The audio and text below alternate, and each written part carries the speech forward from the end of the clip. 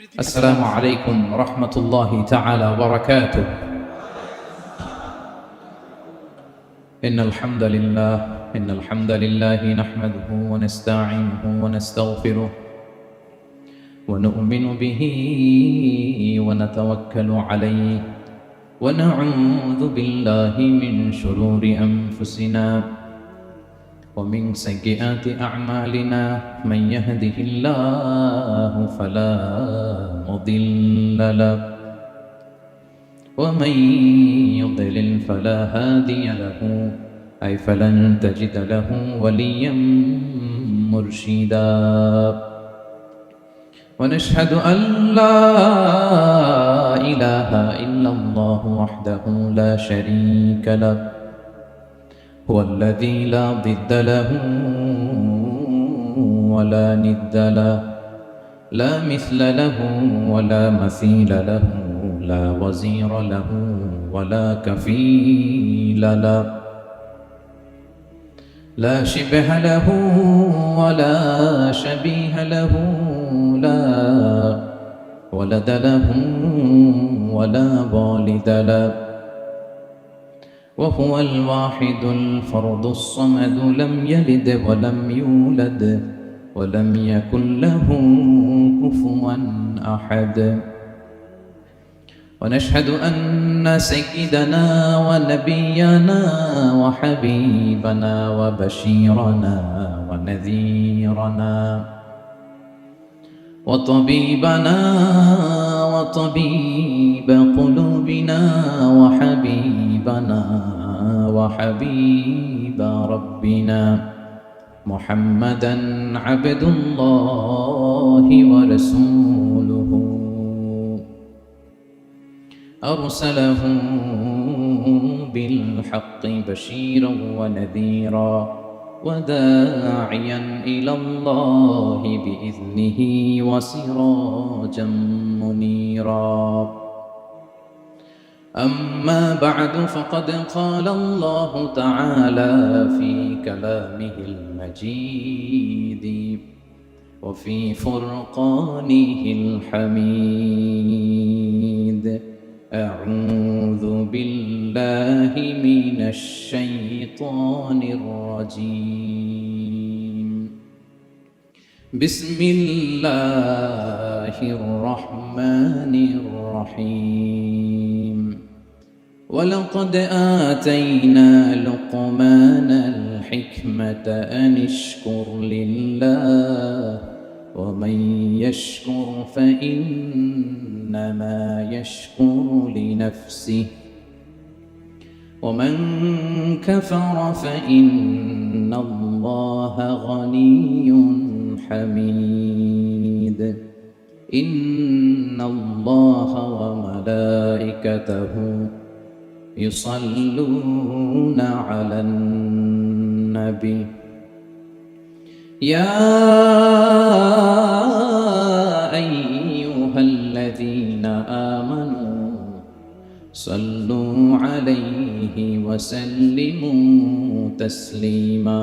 اللهم صل على سيدنا مولانا محمد وعلى آل سيدنا مولانا محمد. সবাই একসাথে পড়ুন আল্লাহুম্মা সাল্লি আলা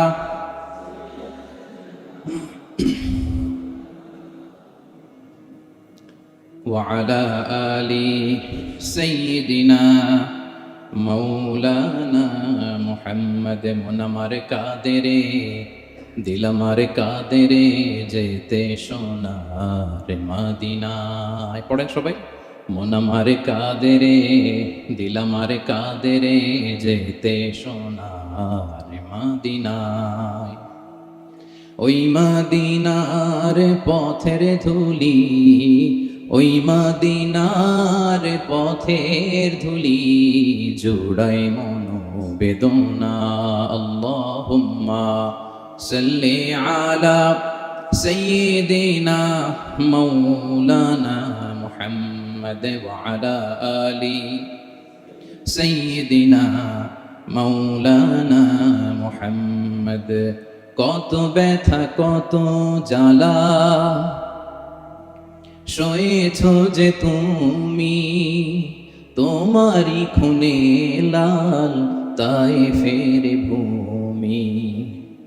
ফেরেশতা এসে চায় ধ্বংসের হুকুম, লৌহ মাখা মুহাম্মদ প্রাণেতে হাসরা।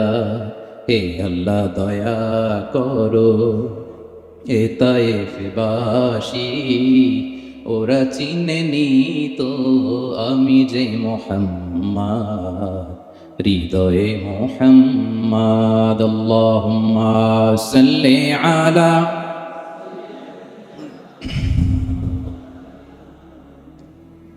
وعلى آل سيدنا مولانا محمد. اللهم صل على محمد وعلى آل محمد كما صليت على إبراهيم وعلى آل إبراهيم إنك حميد مجيد. اللهم بارك على محمد وعلى آل محمد كما باركت على إبراهيم وعلى آل إبراهيم إنك حميد مجيد. সকল প্রশংসার মালিককে, সকল ক্ষমতার উৎসকে। কেউ যেটা পারে না পারে কে? কেউ যেটা দেখে না দেখে কে? কেউ যেটা শোনে না শোনে কে?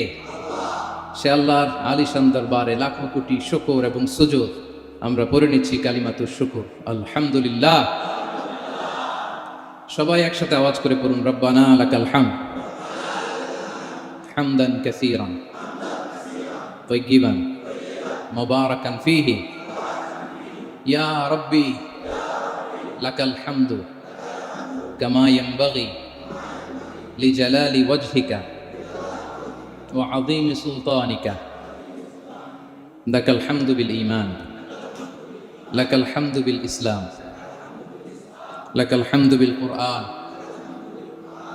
আল্লাহ রাব্বুল ইজ্জত ওয়াল জালালের দরবারে শুকরিয়া জ্ঞাপনের পাশাপাশি আমি আজকের প্রোগ্রামের যারা অর্গানাইজিং কমিটি, বাংলাদেশি মুসলিম কমিউনিটি, মালয়েশিয়ার উদ্যোগে আজকের যে গ্র্যান্ড সেন্ট্রো বলরুম ক্লাংয়ের এই এরিয়াতে তাফসির মাহফিল 2023 এই যে চমৎকার তাফসিরের হালাকা বা মাজলিসের আয়োজন করা হয়েছে, আমি আমার অন্তরের অন্তঃস্থল থেকে বাংলাদেশি মুসলিম কমিউনিটিকে ধন্যবাদ জানাতে চাই। পাশাপাশি আপনারা যারা বিকেল থেকে এসেছেন আপনাদের সবাইকে আমি অন্তরের অন্তঃস্থল থেকে শুভেচ্ছা জানাই, মোবারকবাদ জানাই। আহলান ওয়া সাহলান ওয়া মারহাবান বিকুম ফি হাযাল লিকা আত-তাইয়িব আল মুবারাক। এই বলরুমের যারা অথরিটি আছেন তাদেরকে শুকরিয়া জানাই, মিডিয়া কর্মীর ভাইদের শুকরিয়া জানাই, আজকের প্রোগ্রামের অ্যাঙ্কর, সংবাদকর্মী ভাইয়েরা, ভলান্টিয়ার্স ভাইয়েরা, সবাইকে অন্তরের অন্তঃস্থল থেকে শুকরিয়া জানিয়ে মহাবিশ্বয় মহাগ্রন্থ আল কুরআন আল কারীম থেকে আমরা তাফসীর শুনবো। আমরা সবাই পড়ি ইনশাআল্লাহ। আপনারা সবাই সুস্থ আছেন তো?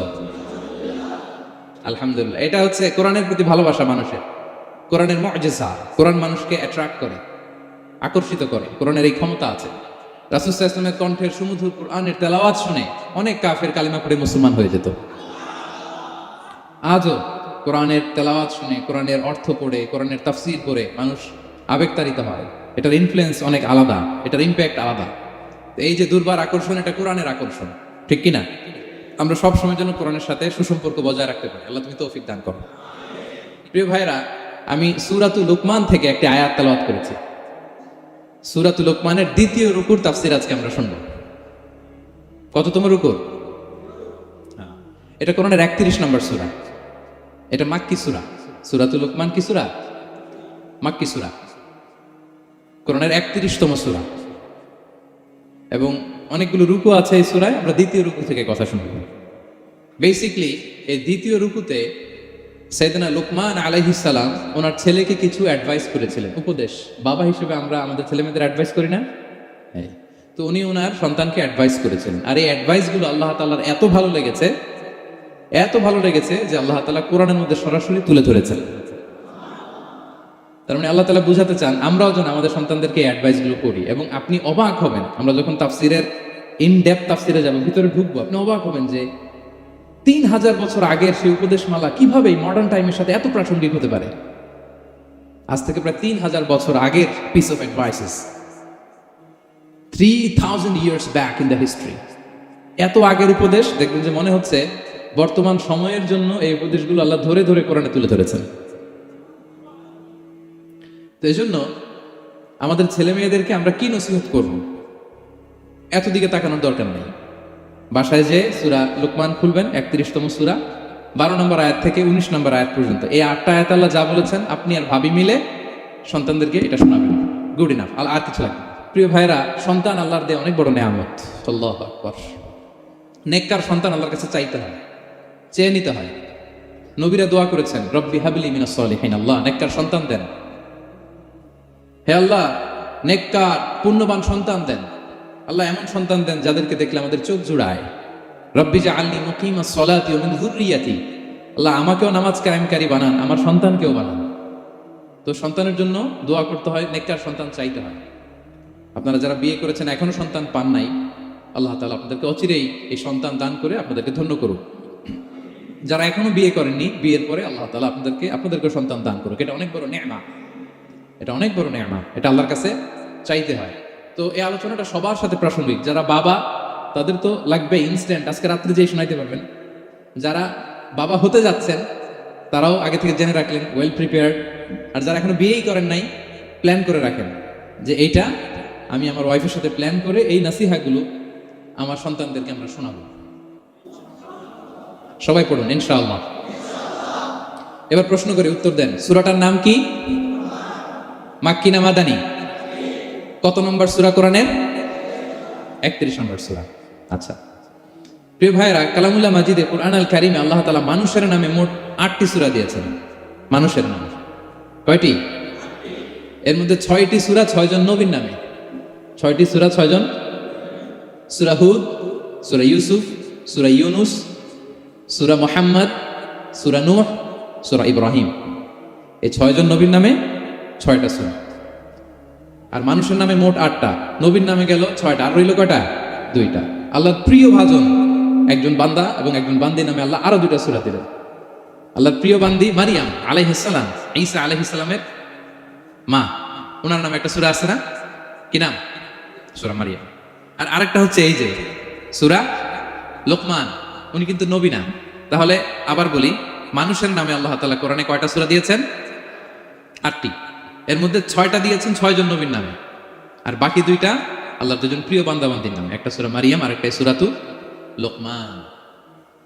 তো আমরা শুরুতেই জানবো যে এই লোকমান কে ছিলেন তিনি। লোকমান আলাইহিস সালাম আল্লাহর প্রিয় ভাজন একজন ব্যক্তি ছিলেন, খুব বিজ্ঞ একজন মানুষ ছিলেন, খুব জ্ঞানী প্রাজ্ঞ একজন ব্যক্তিত্ব ছিলেন। দেখতে উনি কালো ছিলেন, কুৎসিত। চামড়াটা কি ছিল? কালো, ব্ল্যাক। তার মানে ব্ল্যাক হইলেই কাউকে ছোট করা যাবে না। কাজী নজরুল বড় সুন্দর লিখেছেন, কালো আর ধলো বাহিরে কেবল, ভিতরে সবাই সমান রাঙ্গা, কেটে দিলে রক্তের রং। যে কালো রঙের তার রক্ত, যে ধবধবে সাদা তার রক্ত লাল। তাহলে ব্ল্যাক হইলেই কাউকে ছোট করা চলবে না। সাইয়েদনা লুকমান আল হাকিম কুৎসিত বর্ণের একজন মানুষ ছিলেন, খাটো একজন মানুষ ছিলেন। কোথায় থাকতেন? মিশর, সুদান, ইথিওপিয়া, যেটা আগের নাম ছিল হাবাসা, এই রিজিয়নে। কেউ কেউ বলেছেন মিশরের কোন একটা এলাকায়, কেউ সুদান, কেউ ইথিওপিয়া। তো রিজিয়নটা কাছাকাছি। কি করতেন? কোন কোন মুফাসসির বলেন তিনি দর্জি ছিলেন, দর্জি। কেউ কেউ বলেন তিনি ছিলেন কানা নাজ্জার, মানে কাঠমিস্ত্রি ছিলেন। আবার কোন কোন মুফাসসির বলেন তিনি ছিলেন রাইল গানাম, মেষ পালক। বেশিরভাগ তাফসিরে এসেছে তিনি মেষ পালক ছিলেন, ছাগল চড়াতেন, যেটা নবীদের পেশা ছিল, দায়িত্ব ছিল। ওনারা ছাগল চড়াতেন শুরুর দিকে। তো লোকমান হাকিম তিনিও ছাগল চড়াতেন এবং তিনি দাস ছিলেন, মুক্ত জীবন তার ছিল না। তিনি একজন মনিবের আন্ডারে তার ছাগলগুলো মরুভূমিতে যেয়ে কি করতেন? চড়াতেন। মজার ব্যাপার হচ্ছে, সারা দুপুর, সারা বিকেল, সারা দিন ছাগল চড়িয়ে আসার পরে লোকমান যখন বাসায় ফিরে আসতো, তখন এলাকার লোকজন সবাই লোকমানের কাছে জড়ো হতো, আর উনি তাদেরকে তার প্রজ্ঞা, তার বিজ্ঞচিত কথাগুলো শেয়ার করতেন, শোনাতেন, এগুলো বলতেন। তো এগুলো দেখে লোকমানের মালিক অবাক, কিরে আমার কাছে এলাকার কেউ আসে না, কিন্তু আমার দাস দেখতে কুৎসিত কালো, এই লোকমানের কাছে সবাই এসে ঘিরে থাকে, কি ওর কাছে কি পায়, কি আছে ওর কাছে? তো শ্রোতাদের কয়েকজনকে ডেকে বলল, ঘটনা কি? তোমরা সবাই লোকমান সন্ধ্যাবেলায় ফিরে আসলে তার পাশে জড়ো হও কেন? কি পাও? তো তারা বললো, আপনার দাস লোকমান, এটা সে সাধারণ কোনো মানুষ নয়, সে অসাধারণ মানুষ। সে এমন কথা বলে, এগুলো শুনলে জীবন পাল্টে যায়। সুবহানাল্লাহ বিহামদিহি। মালিক বলে, ঘটনা কি? আমি ওর মালিক, কই কোনোদিন তো এরকম ওর সাথে কোনো কনভারসেশনে যাই নাই, কথা হয় না, আমি তো শুনি নাই, দেখি আজকে চেক করে দেখি কি ওর এত বিজ্ঞতা, এত জ্ঞান, এত প্রাজ্ঞতা কিসের দেখি।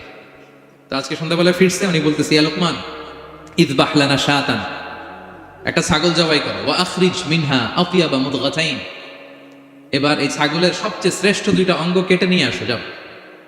ফাআখরাজাল লিসানা ওয়াল কলব, লোকমান যে ছাগল জবাই করে ছাগলের জিহ্বাটা আর কলব, হার্ট, এই দুইটা কেটে নিয়ে আসছে, বলছে এই দুইটা শ্রেষ্ঠ। বলছে আচ্ছা ঠিক আছে। মালিক আবার বললো, ওয়াযবাহ লানা শাতান উখরা ইয়া লোকমান, যাও আরেকটা জবাই করো, ওয়া আখরিজ মিনহা আখবাসা মুদগাতাইন, এবার সবচেয়ে নিকৃষ্ট দুইটা অঙ্গ ছাগলের কেটে নিয়ে আসো, যাও দেখি। ফাআখরাজাল লিসানা ওয়াল কলব, সে আরেকটা ছাগল জবাই করে আবার জিহ্বা আর হার্ট, কলব কেটে নিয়ে আসছে, বলছে এই যে এটা সবচেয়ে নিকৃষ্ট। তো মালিক বলে, মা হাযা ইয়া লোকমান, মা লাকা ইয়া লোকমান, ঘটনা কি লোকমান? শ্রেষ্ঠ দুটো অঙ্গ কাটতে বললাম, জিহ্বার কলিজা হৃদয় কেটে নিয়ে আসলাম, বললাম সবচেয়ে নিকৃষ্ট দুটো অঙ্গ কাটো, আবার জিহ্বার এটা কেটে নিয়ে আসলাম। তো লোকমান বলতেছে, জিহ্বা আর হৃদয় যদি শ্রেষ্ঠ হয়, কলব যদি শ্রেষ্ঠ হয়, এর চেয়ে শ্রেষ্ঠ অঙ্গ আর হতে পারে না। আর জিহ্বা আর কলব যদি খারাপ হয়, মানুষের মুখ আর হৃদয় যদি খারাপ হয়, এর চেয়ে নিকৃষ্ট অঙ্গ আর হতে পারে না। সে তো অবাক, তাই তো? সে চিন্তা করে দেখে, তাই তো, এই মুখ দিয়ে মানুষ ভালো কথা বলে, সত্যের পায়গাম পৌঁছায়, মানুষের কল্যাণের জন্য ডাকে, জিকির করে, তাসবিহ পড়ে, কোরআন তেলাওয়াত করে, তখন তো এই জিহ্বা শ্রেষ্ঠ। আবার এই জিহ্বা দিয়ে যখন সে সমালোচনা করে, গীবত করে, শেখায়েত করে, অন্যকে গালি দেয়, কটু কথা বলে, তখন তো এই জিহ্বাটাই নিকৃষ্ট, ঠিক কিনা? আবার এই হৃদয় দিয়ে, এখানে সিনায় যখন আল্লাহর জিকির বসায়, এই হৃদয় দিয়ে মানুষের কল্যাণের কথা চিন্তা করে, সত্যের কথা চিন্তা করে, তখন তো এটা সবচেয়ে ভালো।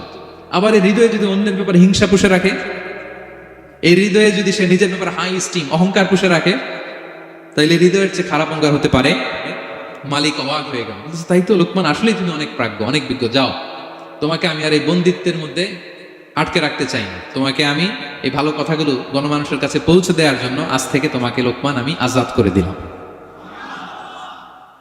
মুক্ত জীবন পেয়ে মুক্ত বিহঙ্গের মতো তিনি উড়ে বেড়াতে লাগলেন, আর মানুষের কাছে তার এই প্রাজ্ঞ বিজ্ঞচিত কথাগুলো তিনি ছড়াতে লাগলেন।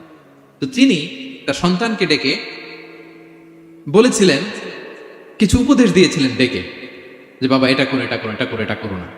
এই তার সন্তানকে এই উপদেশগুলো তিনি যে দিলেন, আল্লাহ তাআলার কাছে এত ভালো লেগেছে, এতই চমৎকার এবং পারফেক্ট মনে হয়েছে, আল্লাহ তাআলা কিয়ামত পর্যন্ত গোটা বিশ্বের সব বাবারা মায়েরা যেন তাদের সন্তানদেরকে এই উপদেশ দিতে পারে, হুবহু লিটারালি ওই কথাগুলো আল্লাহ তাআলা কোরআনের মধ্যে তুলে দিয়েছে।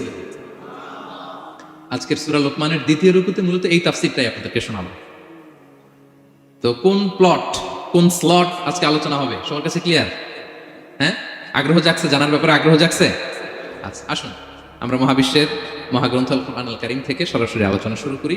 আমরা আউযু বিল্লাহ দিয়ে শুরু করি, সবাই পড়ুন, আউযু বিল্লাহি মিনাশ শাইতানির রাজীম, বিসমিল্লাহির রহমানির রহিম। ولقد آتينا لقمان الحكمة أن اشكر لله ومن يشكر فإنما يشكر لنفسه ومن كفر فإن الله غني حميد। সুবহান আল্লাহ পড়েন। আল্লাহ তাআলা বলছেন, ওয়ালাকাদ আতাইনা লুকমানাল হিকমা, আমি লোকমানকে হিকমত দিয়েছি, প্রজ্ঞা দিয়েছি, আর বলেছি আনিশকুর লিল্লাহ, লোকমান আল্লাহ শুকরিয়া করো। ওমান ইয়াশকুর ফাইন্নামা ইয়াশকুরু লিনাফসি, যে আল্লাহ শুকরিয়া করে সে তার নিজের জন্যই করে, এটা নিজের জন্যই ভালো। ওমান কাফারা ফাইন্নাল্লাহা গানিয়ুন হামিদ, আর যে শুকরিয়া করে না, নাশুকরি করে, অকৃতজ্ঞ হয়, তাহলে জেনে রেখো আল্লাহ তাআলা তিনি গানি, অমুখাপেক্ষী, তিনি হামিদ, সদা প্রশংসিত। সুবহানাল্লাহ পড়েন। তাহলে আল্লাহ তাআলা বললেন, আমি লোকমানকে প্রজ্ঞা দিয়েছি, হিকমত দিয়েছি। হিকমত, হিকমত শব্দের সাথে আপনারা পরিচিত আছেন না? আমি লোকমানকে হিকমত দিয়েছি, এটা অনেক দামি জিনিস, সবার থাকে না। হিকমত জিনিসটা কি? না, জ্ঞান হচ্ছে নলেজ, আর হিকমা হচ্ছে বাংলায় বলে প্রজ্ঞা, হ্যাঁ, ইংরেজিতে বলে উইজডম। দেখি কেউ বলতে পারে কিনা, একজন আমাকে শোনান দেখি হিকমতটা কি, দেখি কেউ কিছু বলতে পারেন কিনা। হিকমত মানে ক্ষমতা, একজন বলছে। আচ্ছা, আর অলৌকিক সামথিং, আর শক্তি, আর হ্যাঁ, এদিক থেকে যোগ্যতা আর জ্ঞান। ঠিক আছে, আমার ভাইরা চেষ্টা করছে, আলহামদুলিল্লাহ। আচ্ছা, হিকমাত আর ইলমের মধ্যে পার্থক্য আছে। হিকমা is something more than knowledge. আজকে শিখে যান, ইলম মানে যেটা জ্ঞান বা নলেজ, নলেজের সাথে যখন কমন সেন্স যুক্ত হয় তখন এটা হিকমা হয়ে যায়। সুবহানাল্লাহ কইতে পারলেন না? নলেজ, নলেজ আর common sense, I repeat, knowledge আর কমন সেন্স ইকুয়াল টু হিকমা বা উইজডম। শুধু জ্ঞান থাকলেই হয় না, জ্ঞানটা কিভাবে আপনি অ্যাপ্রোচ করবেন, প্রচার করবেন, প্রেজেন্টেশন করবেন, উপস্থাপন করবেন, এটা জানার দরকার আছে না নাই? অনেকের অনেক জ্ঞান আছে কিন্তু কিভাবে বলতে হয়, কতটুকু বলতে হয় এটা জানে না, তাই না? তাহলে জ্ঞানকে কাজে লাগানোর যে মেকানিজম, যে কর্মকৌশল, এটার নাম হিকমা। আল্লাহ বলেছেন হিকমতের সাথে দাওয়াত দাও, উদউ ইলা সাবিলি রাব্বিকা বিল হিকমা, হিকমতের সাথে দাওয়াত দাও। নামাজ পড়া ফরজ, সবাই জানি না আমরা, এটারে বলে ইলম। কিন্তু নামাজটা কিভাবে পড়তে হয়, রুকু কেমনে দিতে হয়, সেজদা কেমনে করতে হয়, সালাম ফিরায় কিভাবে এটা এক্সিট করতে হয়, এই পুরো মেকানিজমটা জানার নাম হিকমা। তাহলে knowledge plus common sense equal to হিকমা। জ্ঞান আর কমন সেন্স একসাথে যদি হয় এটা উইজডম বা প্রজ্ঞা হিসেবে রিফ্লেক্ট করে। বুঝতে পারছেন? আল্লাহ বললেন আমি লোকমানকে প্রজ্ঞা দিয়েছি। হ্যাঁ, ওমাই ইউতাল হিকমাতা ফাকাদ উতিয়া খায়রান কাসীরা, আর যাকে আমি প্রজ্ঞা দিয়েছি তাকে আমি অনেক কিছু দিয়েছি। সুবহানাল্লাহ পড়ে। আল্লাহ তাআলা যেন আমাদেরকে প্রজ্ঞা দিয়ে ধন্য করে, আমরাও যেন হিকমতের অধিকারী হতে পারি। আল্লাহ তুমি তৌফিক দান করো। তাই জন্য আল্লাহ বললেন ওয়ালাকাদ আতাইনা লুকমানাল হিকমাতা আনিশকুর লিল্লাহ ওয়া মান ইয়াশকুর ফাইন্নামা ইয়াশকুরু লিনাফসি। আমি লোকমানকে হিকমা দিয়েছি মানে প্রজ্ঞা দিয়েছি, আর বলেছি আমি আল্লাহর শুকরিয়া করো। যে শুকরিয়া করে সে তার নিজের জন্যই করে, যে কুফরি করে অকৃতজ্ঞ হয় জেনে রেখো আমি আল্লাহ গানিয়ুন হামিদ। আমি গানি, অমুখাপেক্ষী, হামিদ, সপ্রশংসিত। আল্লাহ লোকমানকে বললেন আনিশকুর লিল্লাহ, আল্লাহর জন্য শুকরিয়া করো। শুকরিয়া যে করে সে তার নিজের জন্যই করে, এখানে আল্লাহর কিছু হয় না। নাকি আমরা শুকরিয়া করলে আল্লাহর ক্ষমতা 1 ইঞ্চি বেড়ে যায়? আমরা গোটা বিশ্বের সবাই সিজদায় পড়ে থাকলে আল্লাহর ক্ষমতা একটু বেড়ে যাবে না? পারবে? আর আমরা সবাই যদি সবচাইতে পাপী হয়ে যাই আল্লাহর ক্ষমতা কমে যাবে না? কমবে? তাহলে লাভ লস আল্লাহর কিছু নাই, লাভ লস সব কাদের? আওয়াজ করে সবাই বলুন, লাভ লস কাদের? শুকরিয়া করলে আমাদের লাভ। লা ইন শাকারতুম লা আযীদান্নাকুম ওয়া লা ইন কাফারতুম ইন্না আযাবি লাশাদীদ। আল্লাহ বলেন যদি তোমরা শুকরিয়া করো নেয়ামত বাড়িয়ে দেব, আর যদি কুফরি করো জেনে রেখো আমার আযাব, আমার পানিশমেন্ট, আমার শাস্তি বড় কড়া। আমি আল্লাহ সব সময় ধরি না, ধরলে ছাড়ি না। ঠিক কি না? ধরে ধরে ধরে না, ধরলে আল্লাহ ছাড়ে না। শুকরিয়া করলে তিনি বাড়াতে থাকে, দিতেই থাকে। শুকরিয়া করবেন তো পাবেন, নিয়ামতে শুকরিয়া করবেন তো পাবেন, করবেন তো পাবেন। তো শুকরিয়া করলে আমাদের লাভ, আমাদের লাভ। হাদিসে কুদসিতে আল্লাহ বলেছেন এই বানি আদম সবাই মিলে, হ্যাঁ, আলা আতকা কলবি রাজুলিন ওয়াহিদ, তোমরা যদি সবাই সবচেয়ে মুত্তাকি হয়ে যাও, ইবাদতে লুটিয়ে পড়ো সবাই, আমার কিচ্ছু পারবে না। আর তোমরা সবাই যদি আফজারি কলবি রাজুল ওয়াহিদ, সবচেয়ে নিকৃষ্ট আত্মার মানুষ হও, পাপাচারে ডুবে যাও, আমি আল্লাহর ক্ষমতার 1 ইঞ্চিও কমবে না। তাহলে শুকরিয়া করলে কাদের লাভ? সেটাই আল্লাহ বললেন শুকরিয়া করলে তোমাদের লাভ। ওমান কাফারা ফাইন্নাল্লাহা গানিয়ুন হামিদ। তিনি অমুখাপেক্ষী, অমুখাপেক্ষী, তিনি কারো কাছে ঠেকা না, কিন্তু আমরা তার কাছে ঠেকা। ঠিক কিনা? আমরা বিপদে পড়লে কার কাছে চাই? আল্লাহ কারো কাছে চায়? আমাদের ফরিয়াদ আমরা কার কাছে জানাই? আল্লাহর কি কারো কাছে ফরিয়াদ জানানো লাগে? তিনি গানিয়ুন হামিদ, অমুখাপেক্ষী, কারো প্রতি তিনি মুখাপেক্ষী নয়। গোটা বিশ্ব তার কাছে প্রার্থনা করে, গোটা বিশ্ব মুখ থুবড়ে তার কাছে পড়ে থাকে, গোটা বিশ্ব লুটিয়ে পড়ে সিজদায় পড়ে তার কাছে রোনাজরি করে, কিন্তু তিনি কারো কাছে কিছু চেতে হয় না। তিনি গানিয়ুন হামিদ। এরপর আল্লাহ তাআলা সেদিন লোকমান আলাইহিস সালাম সন্তানকে কি উপদেশ দিলেন এরপরের আয়াত থেকে শুরু করলেন। আল্লাহ তাআলা বললেন ওয়াইদ ক্বালা লুকমানু লিবনিহি ওয়া হুয়া ইয়াইদুহু ইয়া বুনাইয়া লা তুশরিক বিল্লাহ ইন্নাশ শিরকা লাযুলমুন আযীম। আল্লাহ বললেন স্মরণ করুন সে সময়ের কথা যখন লোকমান তার সন্তানকে বলেছিল, কি অবস্থায়? ওয়া হুয়া ইয়াইদুহু, ওয়াজ করতেছিল, ছেলেকে নাসিহাত করতেছিল, কাউন্সেলিং করতেছিল। ফ্যামিলিতে এটা খুব জরুরি, নাসিহা করা, একে অপরকে উপদেশ দেয়া। কারণ আদ-দীনু আন-নাসিহা, দিন মানেই কল্যাণ কামনা করা, দিন মানেই অন্যকে কি দেয়া? উপদেশ দেয়া, নাসিহা দেয়া। এটা যেন আমরা দেই। এজন্য ফ্যামিলি কাউন্সেলিংটা জরুরি। নিজেই হুট করে সব সিদ্ধান্ত নেবেন না। আপনার স্ত্রীর সাথে পরামর্শ করুন, আপনার সন্তানদের সাথে পরামর্শ করুন। দেখেন সাইয়েদনা ইব্রাহিম আলাইহিস সালাম তিনি স্বপ্নে দেখলেন তিনি ইসমাইলকে জবাই করতেছে। এটা দেখেই ডিরেক্টলি জবাই করতে উদ্যত হলেন না, তিনি ছেলেকে বললেন ফানজুর মাযা তারা ইন্নী রাআইতু ফিল মানামি আন্নী আযবাহুক। ইসমাইল, আমি স্বপ্নে দেখেছি যে আমি তোমাকে কি করছি, জবাই করছি। ফানজুর মাযা তারা, what's your opinion about it, what do you think about it. এবার বলো তোমার অপিনিয়ন কি, তুমি কি ভাবছো? আমি দেখেছি তোমাকে জবাই করছি, তোমার অপিনিয়ন বলো। দেখেন যেমন বাবা তেমন ছেলে, বাপ কা বেটা সিপাহী কা ঘোড়া কুছ না হতো থোড়া থোড়া, সুবহানাল্লাহ বিহামদি। যেমন বাবা তেমন ছেলে। ছেলে বলে ইয়া আবাতি ফাআল মা তুমার, বাবা আপনি যা দেখেছেন তাই করেন। সাতাজিদুনি ইনশাআল্লাহ মিনাস সাবিরিন, আপনি অচিরে আমাকে ধৈর্যশীলদের অন্তর্ভুক্ত পাবেন। আল্লাহু আকবার। বাবা আপনি ভয় পাবেন না, বিচলিত হবেন না, আমার কারণে আপনি আল্লাহর কাছে লজ্জিত হবেন না। আপনি যেমনটি দেখেছেন তেমনটি করুন, ভয় পাবেন না, অচিরেই আপনি আমাকে ধৈর্যশীলদের অন্তর্ভুক্ত পাবেন। যেমন বাবা তেমন ছেলে, ঠিক তেমন রেসপন্স, ঠিক তেমন উত্তর। সাথে সাথে বললেন বাবা আপনি ভয় পাবেন না, করুন। তো দেখেন আল্লাহর নবী ইব্রাহিম আলাইহিস সালাম স্বপ্নে যেটা দেখেছেন আল্লাহর পক্ষ থেকে এসেছে, চাইলেই তো ছুরি চালাতে পারতেন, চালিয়েছেন। কি করছেন? পরামর্শ করেছেন, কাউন্সিলিং করেছেন। ফ্যামিলি কাউন্সিলিংটা খুবই জরুরি। This is the first and foremost reminder tonight. আজকের তাফসীর থেকে প্রথম রিমাইন্ডার এটা যে বাসায় আমরা কাউন্সিলিং করব, বড় কোনো সিদ্ধান্ত নিতে গেলে পরামর্শ করব, যেমনটি নবী আলাইহিস সালাম ওনারা করেছেন, ঠিক কি না? তাহলে সাইয়েদনা লুকমান আলাইহিস সালাম ছেলেকে উপদেশ দিচ্ছেন, আর উপদেশের ভাষা হতে হবে কোমল। দেখেন এখানে আল্লাহ তাআলা যেটা ব্যবহার করেছেন ইয়া বুনাইয়া, যারা আরবি জানেন, বুনাইয়া শব্দটা কিন্তু সাধারণ শব্দ না। হ্যাঁ, ইবনুন থেকে বুনাই মানে খুব আদর করে ছোট্ট বাচ্চাকে আমরা যেটা ডাকি, ও আমার কলিজার টুকরা সন্তান, ও আমার সোনামণি, হ্যাঁ, ও আমার ছোট্ট মণি, ও আমার বাজান, হ্যাঁ, ও আমার আব্বু। আর কি বলেন ছেলে মেয়েদেরকে আপনি? সায়া। কি এটার মানে কি? হ্যাঁ, ইংরেজিতে বললে ডার্লিং। আর ঠিক আছে, ডার্লিং কিন্তু সবাইরে বলা যায়, মানে যাকে আপনি লাভ করেন, ভালোবাসেন, আপনার ছেলেকে ডার্লিং বলতে পারেন, মেয়েকে বলতে পারেন, আপনার ওয়াইফকে বলতে পারেন, অন্য আবার অন্যান্য নারীদেরকে বলা যাবে না, স্ত্রী পর্যন্ত, হ্যাঁ, কাছের যারা এদেরকে। তো মালয়েশিয়ান ভাষা তো আমি জানি না, মালয়েশিয়াতে যেটা বলে ওইটা দিয়ে ডাকবেন, খুব সোহাগ দিয়ে, আদর দিয়ে। কারণ নাসিহাতের ভাষা খুব কোমল হতে হয়। যে নাসিহাত হৃদয়ে নিংড়ানো মমতা দিয়ে বেরোয়, ওই নাসিহাত অন্যের হৃদয়ে যে টাচ করে। কথা বুঝতে পেরেছেন? যেটা হৃদয় নিংড়ানো ভালোবাসা থেকে বেরোয় নাসিহাত, সেটা আপনার ছেলে হৃদয়ে যে টাচ করবে, ক্লিক করবে। আর যদি রেগে মেগে আগুন হয়ে ওরে ধরেন, নামাজ পড়লি না কেন, এটা করলি কেন, এমনটা হইলো কেন, ও শুনবে?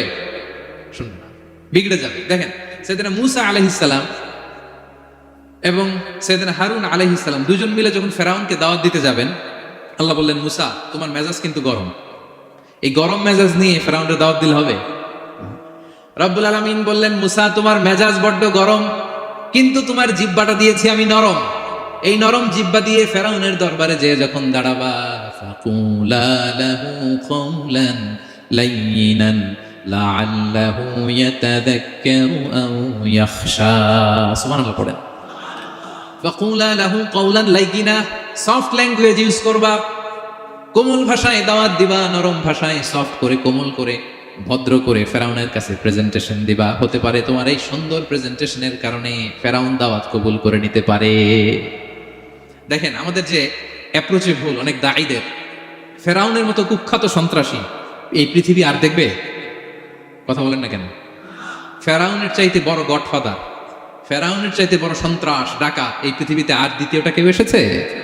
তো এই ফেরাউনকে দাওয়াত দেওয়ার জন্য আল্লাহ মুসাকে বললেন মুসা সফটলি বইল, কোমল ভাষায় বইল, একটু মোলায়েম সুরে বইল, যাতে ওর হৃদয়ে টাচ করে।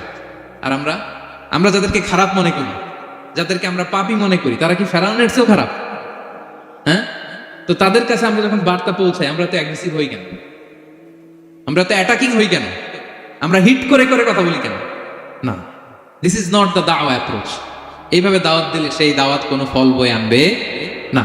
তো দেখেন আল্লাহ বললেন ওয়াইদ ক্বালা লুকমানু লিবনিহি ওয়া হুয়া ইয়াইদু, স্মরণ করুন সে সময়ের কথা যখন লোকমান তার ছেলেকে বলেছিল, ওয়াজ করে, উপদেশ দিয়ে, নাসিহা করে, ইয়া বুনাইয়া, ও আমার কলিজার টুকরা সন্তান, ও আমার সোনামণি। যত কোমল ভাষায় আপনার ছেলেকে ডাকতে পারেন, এরকম আদর দিয়ে, সোহাগ দিয়ে, হ্যাঁ, মায়া মমতা মাখা মোলায়েম কণ্ঠে ওকে ডাকবেন। ডেকে কি উপদেশ দিলেন দেখেন। সাইয়েদনা লোকমান প্রথম উপদেশ দিলেন, ইয়া বুনাইয়া, আমার সন্তান, লা তুশরিক বিল্লাহ, ও আমার কলিজার টুকরা বাবা, আল্লাহর সাথে তুমি শিরক করো না। প্রথম উপদেশ, খবরদার আমার কলিজার টুকরা সন্তান, আল্লাহর সাথে শরীক করতে যেও না। আল্লাহর সমকক্ষ কাউকে মনে করো না। আল্লাহকে যেমনি বড় মনে করো, আল্লাহকে যেমনি রিজিক দাতা মনে করো, আল্লাহকে যেমনি পালন কর্তা মনে করো, গোটা বিশ্বের কোন সৃষ্টিকে এমন মনে করো না। লা তুশরিক বিল্লাহ, শিরক করো না। প্রথম অ্যাডভাইস দেখেন, প্রথম অ্যাডভাইসটা অনেক গুরুত্বপূর্ণ। সবচেয়ে জরুরিটা আগে বলতে হয়। কি বলেন? আগে বলতেছে লা তুশরিক বিল্লাহ, ও আমার সন্তান, আল্লাহর সাথে শরীক করো না, কারণ ইন্না শিরকা লা যুলমুন আযীম, আল্লাহর সাথে শিরক বড় পাপ। এটা হচ্ছে যুলমুন আযীম, অনেক বড় জুলুম। এটা মহাপাপ, এটা অনেক বড় জুলুম। শিরকের চাইতে বড় জুলুম আর হতে পারে? শিরকের চাইতে বড় জুলুম আর হতে পারে? কারণ এই জুলুম আপনি সৃষ্টি হয়ে করতেছেন কার প্রতি? বুঝে থাকলে উত্তর দেন। এই জুলুম আপনি সৃষ্টি হয়ে কার প্রতি করতেছেন? আল্লাহর প্রতি। জুলুম কারে বলে দেখি, কে বলতে পারে? অত্যাচার আর মানুষের হক নষ্ট করা। মাশাআল্লাহ, অনেক চমৎকার, এটা জুলুম। তার মানে অধিকার নষ্ট করা। কি বলেন? অধিকার হরণ করা, এটা হচ্ছে জুলুম। ইনসাফ বিরোধী কাজ করা, এটা জুলুম। এই যে আল্লাহ তাআলা আমাদের সৃষ্টি করলেন, অস্তিত্বহীনতা থেকে তিনি আমাদের অস্তিত্ব দিলেন, আমাদেরকে রিজিক দিলেন, নেয়ামত দিয়ে আমাদেরকে ধন্য করলেন। তো আল্লাহ তাআলার অধিকার ছিল না যে তাকেই আমি সিজদা দিব? এটা তার অধিকার। এটা কার রাইট? আমরা হিউম্যান রাইটস নিয়ে কথা বলি, অ্যানিমাল রাইটস নিয়ে কথা বলি, উইমেন রাইটস নিয়ে কথা বলি। ইবাদতের অধিকারী তিনি, এটা তার অধিকার। তার জন্য আমরা সিজদায় লুটিয়ে পড়বো। তো এই সিজদা আপনি ওদিকে না দিয়ে যদি মাজারে দেন, আল্লাহর অধিকার নষ্ট করছেন না? কথা বলেন, এটা ইনসাফ হয়েছে? যিনি রিজিক দিল, যিনি সৃষ্টি করলো, যিনি নিয়ামত দিল, তার ইবাদত না করে আপনার মতো আরেকটা সৃষ্টির সামনে আপনি এরকম নমস্ত নমস্ত গান, এটা তার অধিকার হরণ হয়েছে না? এটা ইনসাফ বিরোধী হয়েছে না? এজন্য আল্লাহ বলেছেন ইন্না শিরকা লা যুলমুন আযীম। শিরকে সবচেয়ে বড় জুলুম বলার কারণ কি? কারণ আপনি সৃষ্টি হয়ে স্রষ্টার উপর জুলুম করেছেন। এর চেয়ে বড় জুলুম আর হতে পারে? এজন্য সাইয়েদনা লুকমান আলাইহিস সালাম বললেন, ইয়া বুনাইয়া লা তুশরিক বিল্লাহ, ও আমার কলিজার টুকরা সন্তান, খবরদার খবরদার, কশিনকালে আল্লাহর সাথে শিরক করবে না। কারণ শিরক হলো সবচাইতে বড় জুলুম, সবচেয়ে বড় পাপ, সব পাপের বাপ। এর নাম হচ্ছে শিরক। এর চেয়ে বড় পাপ হতে পারে?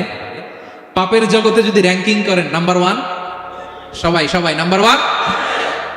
আল্লাহ সব মাফ করে দেয়, সব গুনাহ তিনি ক্ষমা করে দেয়, সব পাপকে তিনি চাইলেই মোচন করে দিতে পারেন, শুধুমাত্র কেবলমাত্র শিরকের গুনাহ ছাড়া। ঠিক কিনা? ইন্নাল্লাহা লা ইয়াগফিরু আন ইউশরাকা বিহি ওয়া ইয়াগফিরু মা দুনা যালিকা লিমান ইয়াশা। আল্লাহ তাআলা চাইলে সব গুনাহ তোমার ক্ষমা করে দিতে পারেন, কেবলমাত্র শিরকের গুনাহ ছাড়া। এটা ক্ষমা করে না, কারণ এইটা আল্লাহকে অপমান করার শামিল। ঠিক কিনা? আল্লাহর উদাহরণ বাদ দেয়। আপনার বস যে আপনাকে খুব ভালোবাসে, যে আপনাকে স্যালারির বাইরেও আরো অনেক কন্ট্রিবিউশন করে, টাকা দেয়, আদর করে, এই সুবিধা দেয়, ওই সুবিধা দেয়, আপনি উনারে শ্রদ্ধা না দেখাইয়া এই শ্রদ্ধা আপনি অন্যদের দেখান, কিন্তু উনারে শ্রদ্ধা করেন না, উনি এটা মেনে নিবে? কথা বলেন। যে আল্লাহ আপনার জীবন দিলেন, রিজিক দিলেন, সব দিলেন, গোটা জগৎটাই তো তার, সব দেওয়ার পরেও সিজদা যে আপনি কোথায় দেন? হ্যাঁ, মাজারে, দরগায়, বাবার কাছে। এরকম আছে না নাই? হ্যাঁ, আমাদের এখানে কেউ নাই। হ্যাঁ, দেশে গেলে এরকম মাজারে যে মানত টানত করেন নাকি? হ্যাঁ, মানত করেন? মাজারে সেজদা দেওয়া যাবে? চাইতে হবে একটা সত্তার কাছে। চিল্লায় বলুন তো, তিনি কে? এজন্য বিষ্ণু বলেন, ইদা সাআলতা ফাসআলিল্লাহ, চাইলে আল্লাহর কাছে চাও। ওয়া ইদা ইসতাআনতা ফাসতাইন বিল্লাহ, সাহায্য যদি চেতে হয় একজনের কাছে চাইবা। চিল্লায় বলেন, তিনি কে? নাকি বাবার কাছে?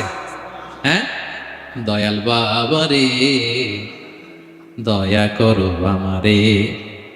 আপনার বাবার যখন ডায়রিয়া হয়, উনি চায় কার কাছে? আপনার বাবা যখন বিপদে পড়ে, কাঁদে কার কাছে? এই জন্য আমরা চাবো কার কাছে? দয়ালা আল্লাহ রে দয়া করো আমারে। এটা বলতে হবে, ঠিক কিনা?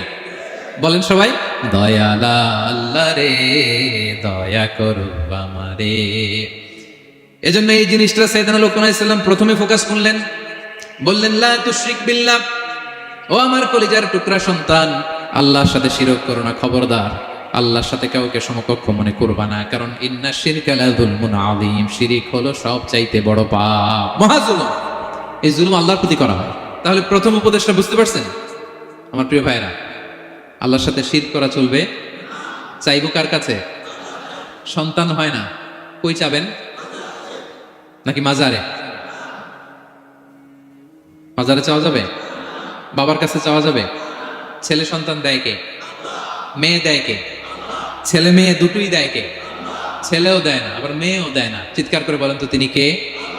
আমরা তার কাছে চাইব। সব পরিস্থিতিতে আমরা একজনের কাছে চাইব, তিনি কে? আবার রব্বুল আলামিন বিশ্ব নবীকে জানিয়ে দিলেন, ও নবী শোনো শোনো, তোমার আগে সব নবীকে আমি জানিয়ে দিয়েছি, লা ইন আশরাকতা লা ইয়াহবাতান্না আমালুকা ওয়া লা তাকুনান্না মিনাল খাসিরিন। তুমি যদি আল্লাহর সাথে কাউকে শিরক করে ফেলো, তোমার সব আমলগুলো বাতিল হয়ে যাবে, কিয়ামতের ময়দানে তুমি হবা খাসিরিন, ক্ষতিগ্রস্ত, কিছুই থাকবে না। কিয়ামতের ময়দানে তুমি হবা হাই হাই কোম্পানির ম্যানেজার।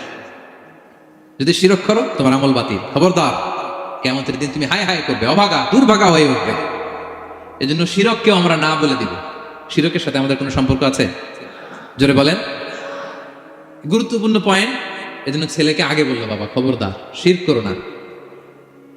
আবার হাদিসে কুদসিতে রব্বুল আলামিন বলেন, গোলাম কিয়ামতের কঠিন ময়দানে গোটা জমিন পরিমাণ গুনার বোঝা নিয়ে যদি তুমি আমি আল্লাহর দরবারে হাজির হয়ে যাও, আর ওই গুনার বোঝার মধ্যে যদি শিরকের গুনাহ না থাকে, আমি আল্লাহ গোটা জমিন পরিমাণ ক্ষমার বস্তা নিয়ে তোমার কাছে হাজির হয়ে যাব। কথাটার ওজন দেখছেন?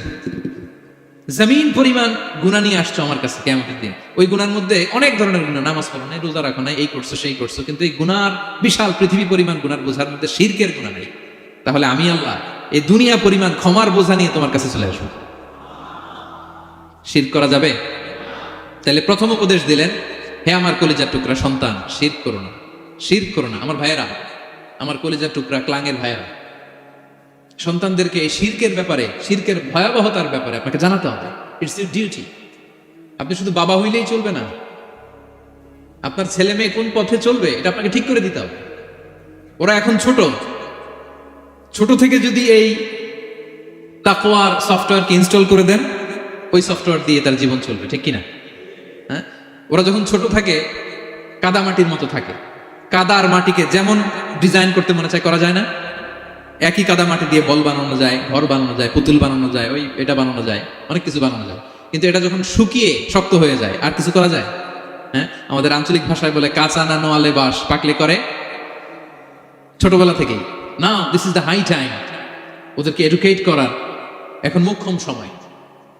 এটা আপনার রেসপন্সিবিলিটি, বাবা হিসেবে করতেই হবে। নতুন প্রজন্মকে আমাদের বাঁচাতেই হবে, ঠিক কিনা? মানুষের পেট থেকে বেরোলেই কেউ মানুষ হয় না। গরুর পেট থেকে যেটা বেরোয় এটা গরু, ছাগলের পেট থেকে বেরোলেই ছাগল হয়ে যায়, হাতির পেট থেকে বেরোলেই হাতি হয়ে যায়। কিন্তু মানুষের পেট থেকে একটা কিছু বেরোলেই ওটা মানুষ হয়, ওটার মানুষ বানাতে হয়। কি করতে হয়? মানুষ বানাতে হয়। গরুকে কেউ কোনোদিন বলে না তুই গরুর মতন গরু হ। ছাগলরে কেউ কোনোদিন কইছে যে তুই ছাগলের মতো ছাগল হ। কিন্তু এই মানুষকেই বলা হয় তুমি মানুষের মতো মানুষ হও, মানুষের মতো মানুষ হও। মানুষের মতো মানুষের বড্ড অভাব, ঠিক কিনা? তো আমাদের ছেলেমেয়েরা মানুষের মতো মানুষ হোক, আমরা চাই কি চাই না? এই উপদেশগুলো আমাদের দিতে হবে, ওদেরকে জানাতে হবে। ছোট্ট মানুষ অনেক কিছুই বুঝে না, ওদেরকে কোনটা সত্যবাদিতা, কোনটা ন্যায়পরায়ণতা, কোনটা আমানতদারিতা, কোনটা চুরি, ধরে ধরে বোঝাতে হবে। আমাদের ছোট্ট সোনামণিরা দেখবেন ছোটবেলায় ওই ছোট অবস্থায় যারা থাকে, ছোট স্কুলে যায়, স্কুলে যে আরেকজনের পেন্সিল ব্যাগে করে নিয়ে আসে দেখবেন। মানে ওরে দিচ্ছেন আপনি ব্লু কালারের, ওর এটা ভালো লাগে নাই, ওর ভালো লাগছে পিঙ্ক কালারের একটা, তো আরেকজনের পিঙ্ক কালারের পেন্সিল ব্যাগে করে নিয়ে আসছে, রাবার নিয়ে আসছে। ও খারাপ মানে আনে নাই, কারণ ও জানে না, ও ভাবছে যেটা সুন্দর লাগে ওইটাই মনে হয় আমার। কিন্তু অন্যের জিনিস যে না বলে নিয়ে আসলে এটাতে চুরি বলে, ওইটা জানেই না। তো এগুলো ওদেরকে জানানো শেখানোর দরকার আছে না নাই? দায়িত্বটা কার? বাবা মায়ের। আমার প্রিয় ভাইয়েরা, সন্তানদেরকে যেন আমরা গাইড করি, ইনস্ট্রাক্ট করি, আমরা যেন ওদেরকে শিখাই কোনটা সত্য কোনটা মিথ্যা। এখন তো এই যে সোশ্যাল মিডিয়ার যুগ, এটা ছাড়া খেতেই চায় না, তাই না? ঘুমাতেই চায় না। সে কি দেখে এটা আপনার জানতে হবে, সে কোথায় যায়, সে কার সাথে মেশে, সে কোন সাইটগুলো ব্রাউজ করে, এটা বাবা হিসেবে জানার দরকার আছে না নাই? প্যারেন্টিং কন্ট্রোলের একটা ব্যবস্থাপনা আছে, আপনি কন্ট্রোল করে দিতে পারবেন। আপনি সাইন করে দিবেন ইউটিউবে আপনার জিমেল দিয়ে, ও কি দেখে আপনি সব চেক করতে পারবেন হিস্ট্রিতে। যুগ যেমন, ওই যুগের মেডিসিনও তেমন, ওইভাবে আপনাকে নিয়ন্ত্রণ করতে হবে। কারণ এই যুগে আমাদের তরুণ শিশু কিশোররা এত এত চ্যালেঞ্জের সম্মুখীন হচ্ছে যেটা আগে কখনো হয় নাই। The world is changing so fast, it's very difficult to handle our teenagers. ওদের প্রশ্ন শুনলে আপনি অবাক হয়ে যাবেন। আমি উত্তর দিতে পারি না মাঝে মাঝে, আমার ছোট মেয়ের অনেক প্রশ্নের উত্তর দিতে পারি না, মানে পারি, ও মানতে চায় না, আরবিও করে, এমন এমন কথা বলে যেগুলো আমরা 10-15 বছর বয়সও শিখি নাই। আজকে 5-6 বছরের ছোট বাচ্চা ছেলে মেয়ে আপনাকে এমন প্রশ্ন করবে আপনি অবাক হয়ে যাবেন। এই জন্য ছোটবেলা থেকেই ওদের মন মস্তিষ্কের ভেতরে এই ইসলামের শিক্ষাটা ঢুকাই দিতে হবে আমার ভাইরা। ইসলাম সেটাই চায় যে এইমাত্র জন্মগ্রহণ করছে যে বাচ্চাটা, নবজাতক, নিউ বর্ন বেবি, ওর আমল নামা শুরু হয়েছে? সবাই বলেন, এইমাত্র ভূমিষ্ঠ একটা বাচ্চার আমল নামা শুরু হয়েছে। তারপরে ইসলাম বলে ওর কানের সামনে আল্লাহু আকবার বলে আল্লাহর নামটা ঢুকিয়ে দাও। এখনো আমল নামা শুরু হয় নাই, এখনো ভালো খারাপের কিছুই হয় নাই, তারপরও আল্লাহ বলে দুনিয়াতে আসার সাথে সাথে আজান দিয়ে ইসলামের কথাটা কানের ভেতরে ঢুকায়া দাও। আমাদের দায়িত্ব হচ্ছে ওদেরকে এডুকেট করা। 1 নাম্বার উপদেশ তিনি দিলেন, লা তুশরিক বিল্লাহ, শিরক করো না, শিরক মহাপাপ। এই পয়েন্টটা বুঝতে পারছেন সবাই? উনি বেসিক্যালি ওনার সন্তানকে 9টা উপদেশ দিয়েছিলেন। কয়টা? সবাই বলুন, 9টা। এরপর আল্লাহ তাআলা আরেকটা এক্সট্রা উপদেশ দিয়ে দিয়েছেন, 9 আর 1 মিলে তিলকা আশারাতুন কামিলা, একেবারে ফাইনাল, 10টা হয়ে গেছে, পরিপূর্ণ। তো শিরকের ব্যাপারে সতর্ক করার সাথে সাথে আল্লাহ তাআলা নিজ থেকে একটা উপদেশ দিলেন। আল্লাহ তাআলা কি বললেন? রব্বুল আলামিন বললেন, ওয়াসাইনাল ইনসানা বিওয়ালিদাইহি হামালাতহু উম্মুহু ওয়াহানান আলা ওয়াহান ওয়া ফিসালুহু ফি আমাইনি আনিশকুর লি ওয়া লিওয়ালিদাইকা ইলাইয়াল মাসির। সুবহানাল্লাহ পড়। আল্লাহ বললেন, ওয়াসাইনাল ইনসানা বিওয়ালিদাইহি, শিরকের কথা যখন লোকমান সন্তানকে জানালো, এবার আমি আল্লাহ পৃথিবীর মানুষগুলোরে জানিয়ে দিলাম, খবরদার খবরদার, মা বাবার সাথে কখনো খারাপ আচরণ করো না। ওয়াসাইনাল ইনসান, মানুষকে আমি ওসিয়ত করলাম, রেকমেন্ড করলাম, ভার্ডিক্ট জারি করে দিলাম, বিওয়ালিদাই, মা বাবার ব্যাপারে তাদের সাথে সদাচরণ করবে, মা বাবার সাথে খারাপ আচরণ করা যাবে। জান্নাতে একটা দরজা আছে, নাম আল আব, বাবা, আর একটা আল উম, মা। যারা বাবা মার সাথে ভালো আচরণ করছে তারা ওইটা দিয়ে ঢুকবে। সুবহানাল্লাহ পড়ে। এক লোক বললে, ইয়া রাসূলুল্লাহ, আমার মাকে কাঁধে করে কাবার চারদিকে ঘুরিয়েছি, তাওয়াফ করিয়েছি, প্রচন্ড রোদের মধ্যে আমার মাকে কাঁধে করে কাবার চারদিকে লাব্বাইক লাব্বাইক বলে অনেকবার ঘুরিয়েছি। ইয়া রাসূলুল্লাহ, আপনি আমাকে বলে দেন, ছোটবেলা যখন আমি আমার মায়ের বুকের দুধ খেয়েছি, ওই দুধের সুদটুকু আদায় হয়েছে কিনা? বিষ্ণু বললেন, কি প্রশ্ন করলা তুমি? লাউ কাতা'তা জিলদাক, তুমি যদি তোমার গায়ের চামড়া কেটে জুতা বানিয়ে দাও, চামড়াটা কেটে শুকিয়ে যদি জুতা বানিয়ে তোমার মায়ের পায়ের নিচে দিয়ে দাও, ছোটবেলায় মায়ের বুকের যে দুধ খেয়েছো, একটা দুধের 1 ঢোক দুধ খাওয়ার শোধ আদায় হবে না। 1 ঢোক যে দুধ খাইছো ওইটারই শোধ আদায় হবে। খবরদার খবরদার, বাবা মার ব্যাপারে সাবধান। বিশেষ করে মায়ের সাথে, দুজনের কথা আল্লাহ প্রথমে বললেন, এরপরে বললেন বিশেষ করে মায়ের সাথে, কারণ হামালাতহু উম্মুহু, বাবা তোমারে পেটে ধরে নাই, পেটে ধরেছে কে? ওয়াহানান আলা ওয়াহান, 10 মাস 10 দিন বোঝার পরের বোঝা, যন্ত্রণার পরে যন্ত্রণা বাবা সহ্য করে নাই, করেছে কে? এত বড় একটা পেট হয়ে গেছে, জানেন তো? হ্যাঁ, আল্লাহ। এই পেটটা নিয়ে বারবার কিচেনে যাওয়া লাগছে, এটা নিয়ে টয়লেট করে, এটা নিয়ে গোসল করে, ঘুমাতে পারে না, শুইলে উঠতে পারে না, উঠলে বসতে পারে না। 1 দিন 2 দিন, 1 সপ্তাহ 2 সপ্তাহ, 10 মাস 10 দিন আমার মাকে এই কষ্ট দিয়েছি। মায়ের কলিজার মাঝখানে লাথি মেরে দুনিয়াতে এসেছে। এরপরে আল্লাহ বললেন, ওয়া ফিসালুহু ফি আমাইন, এখানেই শেষ নয়, দুধ ছাড়াতে লেগেছে 2 বছর। কয় বছর? ওগো মা, তুমি এই ধরনের শ্রেষ্ঠ নেয়ামত, তোমারই পদ তলে রয়েছে জান্নাত। ওগো মা, তুমি এই ধরনের শ্রেষ্ঠ নেয়ামত, তোমারই পদ তলে রয়েছে জান্নাত। ঠিক কিনা? দেখেন আল্লাহ মর্যাদা কোথায় বাড়ালো। আমাদের দুনিয়ার পুরুষ মানুষদের পায়ের নিচে থাকে জুতা, জুতার নিচে বালু, কার্পেট কিংবা ফ্লোর। আর আল্লাহ বলে, দুনিয়ার এক একটা মায়ের পায়ের নিচে আমি জান্নাত দিয়ে রেখেছি। এই পৃথিবীটারে 100 বার বিক্রি করলে জান্নাতের একটা চেয়ারের দাম হবে?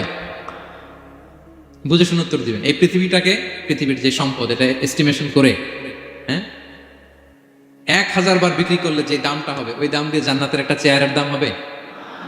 এই পৃথিবীরে 10,000 কোটি বার বিক্রি করলে যেই অ্যাসেট হবে, যে অ্যামাউন্ট হবে, ভ্যালিউ হবে, ওই দাম দিয়ে জান্নাতের একটা টেবিলের দাম হবে? আর যেই জান্নাত, পুরো জান্নাতটা মায়ের পায়ের নিচে পড়ে আছে, ওই পা দুইটার দাম কত? সুবহানাল্লাহ পড়বেন না? মা বাবার দোয়া অনেক বড় দোয়া। কখনো যেন আমরা বেয়াদবি না করি, কখনো যেন তাদের মনে কষ্ট না দিই, সবসময় যেন তাদের কাছ থেকে দোয়া নেই। পারা যাবে? এটা আল্লাহ তাআলা ঢুকিয়ে দিলেন। তাহলে সাইয়েদনা লোকমান প্রথমে বলল, বাবা শিরক করো না। এরপরে রব্বুল আলামিন বললেন, শিরকের পরে তোমাদের সবচাইতে বড় দায়িত্ব যে বাবা মা তোমাদের জন্য এত কষ্ট করেছে, তাদের সাথে খারাপ আচরণ করো না। দুইটা হয়ে গেল। কয়টা? আওয়াজ করে বলেন কয়টা? 3 নম্বরে সাইয়েদনা লোকমান আলাইহিস সালাম ছেলেকে বললেন, ইয়া বুনাইয়া ইন্নাহা ইন তাকু মিসকালা হাববাতিন মিন খারদালিন ফাতাকুম ফি সখরাতিন আও ফিস সামাওয়াতি আও ফিল আরদি ইয়াতি বিহাল্লাহ ইন্নাল্লাহা লাতীফুন খাবীর। 3 নম্বরে সাইয়েদনা লোকমান বললেন, বাবা সরিষার দানা পরিমাণ কোনো ভালো কাজ যদি তুমি করো, কিংবা খারাপ কাজ যদি তুমি করো, সেটা যদি মাউন্ট এভারেস্টের উপরে উঠে করো, কোনো খারাপ কাজ, আও ফিস সামাওয়াতি মহাশূন্যে যেয়ে যদি করো, আও ফিল আরদে জমিনের অতল গহ্বরে কোনো সুড়ঙ্গ বানিয়ে সেখানেও যেয়ে যদি কোনো পাপ করো, ইয়াতি বিহাল্লাহ সেটাও আল্লাহ নিয়ে আসবে। কোনো পাপ বা কোনো ভালো কাজ আকাশে উঠে, পাহাড়ে উঠে, কিংবা সুড়ঙ্গ করে জমিনের ভিতরে ঢুকেও যদি করো, কিয়ামতের দিন আমলনামায় সেটা দেখতে পাবো। সুবহানাল্লাহ পড়বেন না? কারণ ইন্নাল্লাহা লাতীফুন খাবীর, তিনি হলেন লাতীফ, সূক্ষ্মদর্শী। যত ছোট কাজই করো না কেন, তার চোখে ফাঁকি দেওয়া যায়? তার মানে 3 নাম্বার উপদেশে সাইয়েদনা লোকমান তার ছেলেকে আল্লাহর শক্তি, আল্লাহর ক্ষমতার ব্যাপারে একটা ধারণা দিচ্ছেন। নিজের ছেলেকে তার রবকে চিনাইতে হবে। আমাদের রবকে আমাদের চিনার দরকার আছে না নাই? ছেলেকে বোঝাবেন, বাবা ওই যে তুমি মসজিদে আমার সাথে যে সেজদা দাও, কারে দাও জানো? তিনি কত বড়, তিনি কত বিশাল ক্ষমতার অধিকারী। তুমি সামান্য কোনো ভালো কাজ কিংবা খারাপ কাজ, এটা যদি মহাশূন্যে উঠেও করো, পাহাড়ের চূড়ায় গিয়েও যদি করো, জমিনকে ফেড়ে সুরঙ্গের ভেতরে ঢুকেও যদি করো, তার চোখকে কশিনকালেও ফাঁকি দেয়া যাবে। তার মানে 3 নম্বরে আল্লাহর ধারণার ব্যাপারে, শক্তির ব্যাপারে, ক্ষমতার ব্যাপারে, আল্লাহ তাআলার অথরিটির ব্যাপারে, ক্যাপাসিটির ব্যাপারে একটা স্বচ্ছ ধারণা দিয়ে দিল। তুমি জানো নাকি কোন রবের ইবাদত তুমি করো? গোটা দুনিয়ার সবার চোখকে ফাঁকি দেয়া গেল, আল্লাহর চোখকে কশিনকালেও ফাঁকি দেয়া যায় না। ঠিক কি না? এই পৃথিবীতে সবার চোখকে ফাঁকি দেয়া যায় কি যায় না? পুলিশের চোখ, সিকিউরিটির চোখ, বিমানবন্দরে কাস্টমস অফিসারের যে অফিসার থাকে তাদের চোখ, বিভিন্ন জায়গায় বড় বড় যে সিসি ক্যামেরা থাকে, এগুলো ফাঁকি দেয়া যায়। ফাঁকি দেয়া যায় না একজনের চোখ। আওয়াজ করে বলুন তো, তিনি কে? ফাঁকি দেওয়া যায়?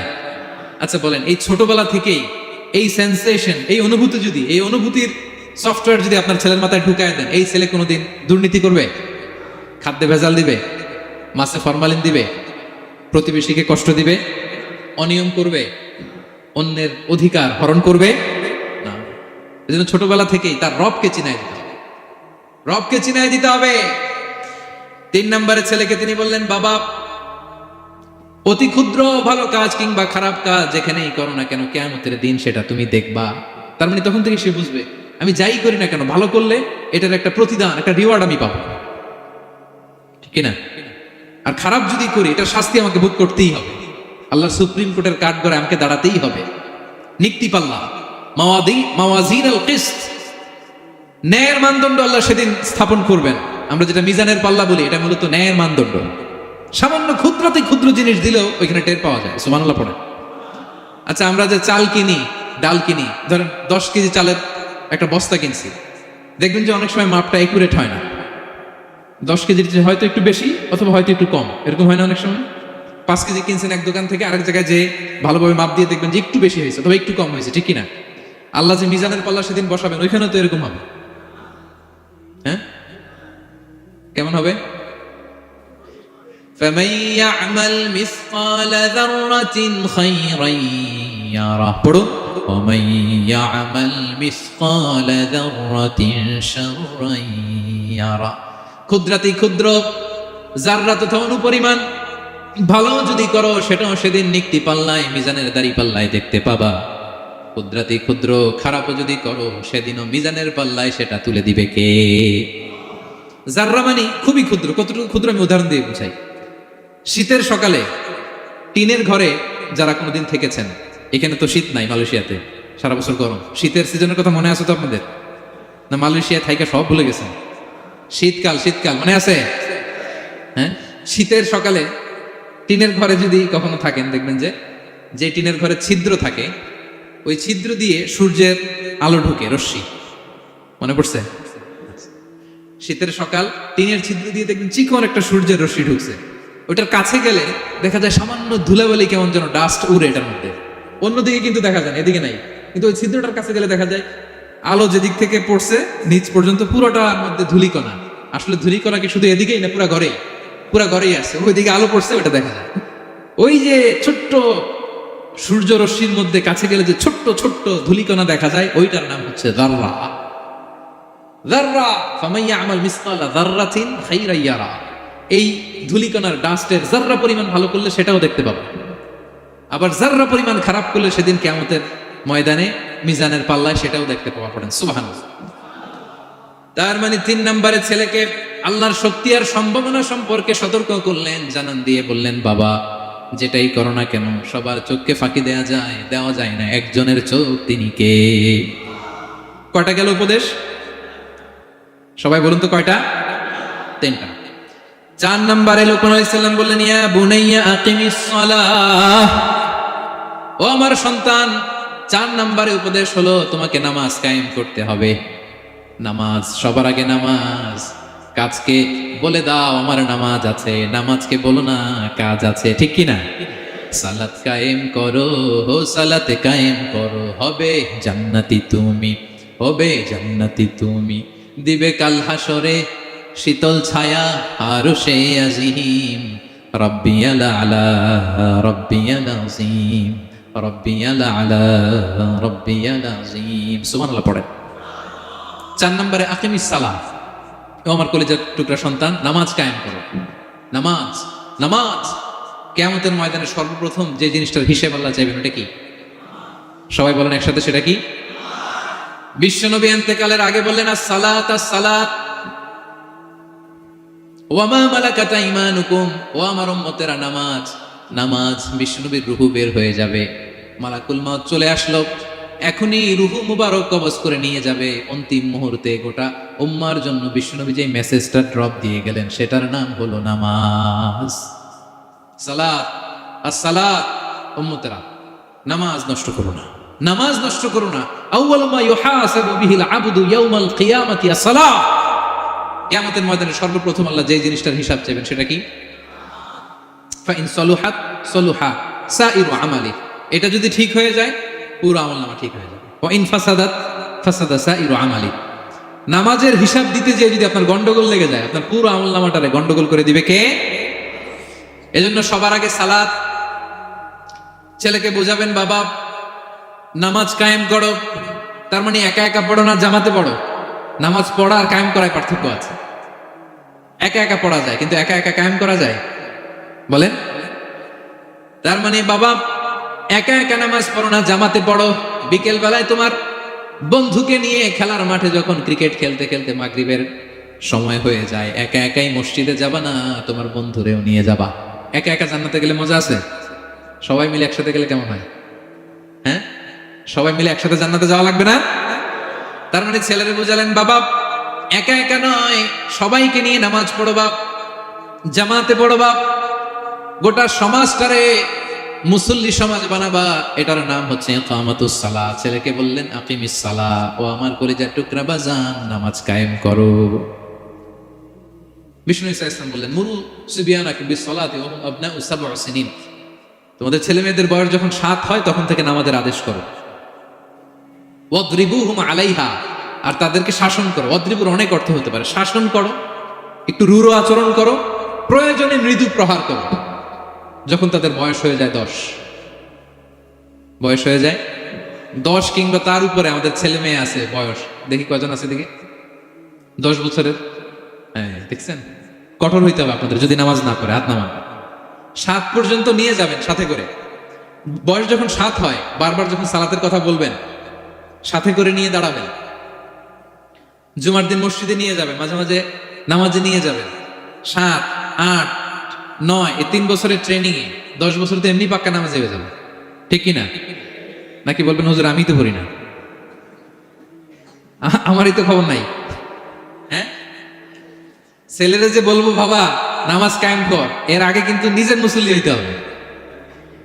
এটা বুঝতে পারতেছেন তো? হ্যাঁ, ছেলেকে বলতে হলে আগে নিজের মুসল্লি হইতে হবে। নামাজের ব্যাপারে নো কনসিডারেশন, কোনো ছাড় নাই। সালাত আপনাকে পড়তেই হবে যে কোনো পরিস্থিতিতে। এজন্য 7 বছর বয়স থেকে বিশ্বনবী ওয়ার্নিং দিতে বলেছেন, 10 বছর বয়স হলে প্রয়োজনে রূঢ় আচরণ করো, শাসন করো, প্রয়োজনে মৃদু প্রহার করো। খবরদার, খবরদার। একসাথে মাঝে মাঝে নিজেরাও ঘরে বলবেন। মসজিদে তো যাবেনি, বাইরে বৃষ্টি, যেতে পারছেন না, নিজেই ইমাম হয়ে দাঁড়ায় যান। আপনার ছেলে 2 জন আপনার পিছনে দাঁড়াবে, আপনার স্ত্রী আর মেয়েরা তার পরের কাতারে দাঁড়াবে। হ্যাঁ, নারী পুরুষ একই কাতারে দাঁড়াতে পারে না। অথবা আপনার ছেলেটার ইমাম বানায় দেন, ও নামাজ পড়াইতেছে, আপনারা পড়তেছেন, ভালো লাগবে না? এ family that praise together stage together, ইংরেজিতে একটা কথা বলে, এ family that praise together stage together. যে ফ্যামিলি একসাথে নামাজ পড়ে, এই ফ্যামিলি একসাথে টিকে থাকে শান্তিতে অনেক দিন, ঠিক কিনা? এজন্য ঘরে মাঝে মাঝে জামাতে নামাজ পড়বেন, ঘরটারে বরকত দিয়ে পূর্ণ করে দিবে কে? এজন্য সাইয়েদনা লুকমান বললেন, আকিমিস সালাহ, আমার কলিজার টুকরা সন্তান, নামাজ নষ্ট করো না, নামাজ নষ্ট করো না। অনেক ফ্যামিলি আছে, অনেক ফ্যামিলি নিজেও নামাজি, ছেলে মেয়েদেরকেও নামাজের কথা বলে, পড়ায়। জোহর পড়তে দেয়, আসর পড়তে দেয়, মাগরিব পড়তে দেয়, এশা পড়তে দেয়, ফজর পড়তে দেয় না। ফজর নিয়ে টেনশন নাই, কেন? বলতেছে ঘুমায় হুজুর। কি করে? আমার কলিজার টুকরা সন্তান ঘুমায় হুজুর, কাঁচা ঘুম কেমনে ভাঙাই? আচ্ছা, ফজরের সময় যদি আপনাদের কন্ডোমিনিয়ামে আগুন লাগে কি করবেন? ফজরের সময় লাগছে আগুন, আর একটু ঘুমাক, কাঁচা ঘুম। হ্যাঁ, বলবেন বলবেন, কথা বুঝে নাই বোধহয়। যে বাবা মারা মনে করে সকালে কিভাবে ডাকি, উঠতে চায় না হুজুর, কাঁচা ঘুম, কষ্ট হয়ে যায়। ফজরের সময় যদি আগুন লেগে যায় আপনার ঘরে, কি করবেন? আর একটু ঘুমাক, কাঁচা ঘুম। দুনিয়ার আগুন থেকে নিজের সন্তানকে বাঁচানোর জন্য যেমনি ডেকে ওঠান, দুনিয়ার আগুন থেকে রক্ষা করার জন্য যেমনি ডাকেন, উঠায় নিয়ে আসেন, জাহান্নামের কঠিন আগুন থেকে বাঁচানোর জন্য ফজরের সময় ডাকার দরকার আছে না নাই? দুনিয়ার আগুনের চেয়ে কমপক্ষে 70 গুণ বেশি তেজওয়ালা। হ্যাঁ, বিষ্ণু বলেন নারুকুম তুকিদুন, যে আগুন দিয়ে কিচেনে রান্না করো, জাহান্নামের আগুন কিন্তু এই আগুন নয়। জাহান্নামের আগুন দুনিয়ার আগুনের চাইতে কমপক্ষে 70 গুণ বেশি তেজওয়ালা। তাহলে ফজরের সময় ডাকবেন তো ছেলে মেয়েকে, হ্যাঁ, নিজেও পড়বেন, ছেলে মেয়েদেরকেও ডাকবেন। আকিমিস সালাহ।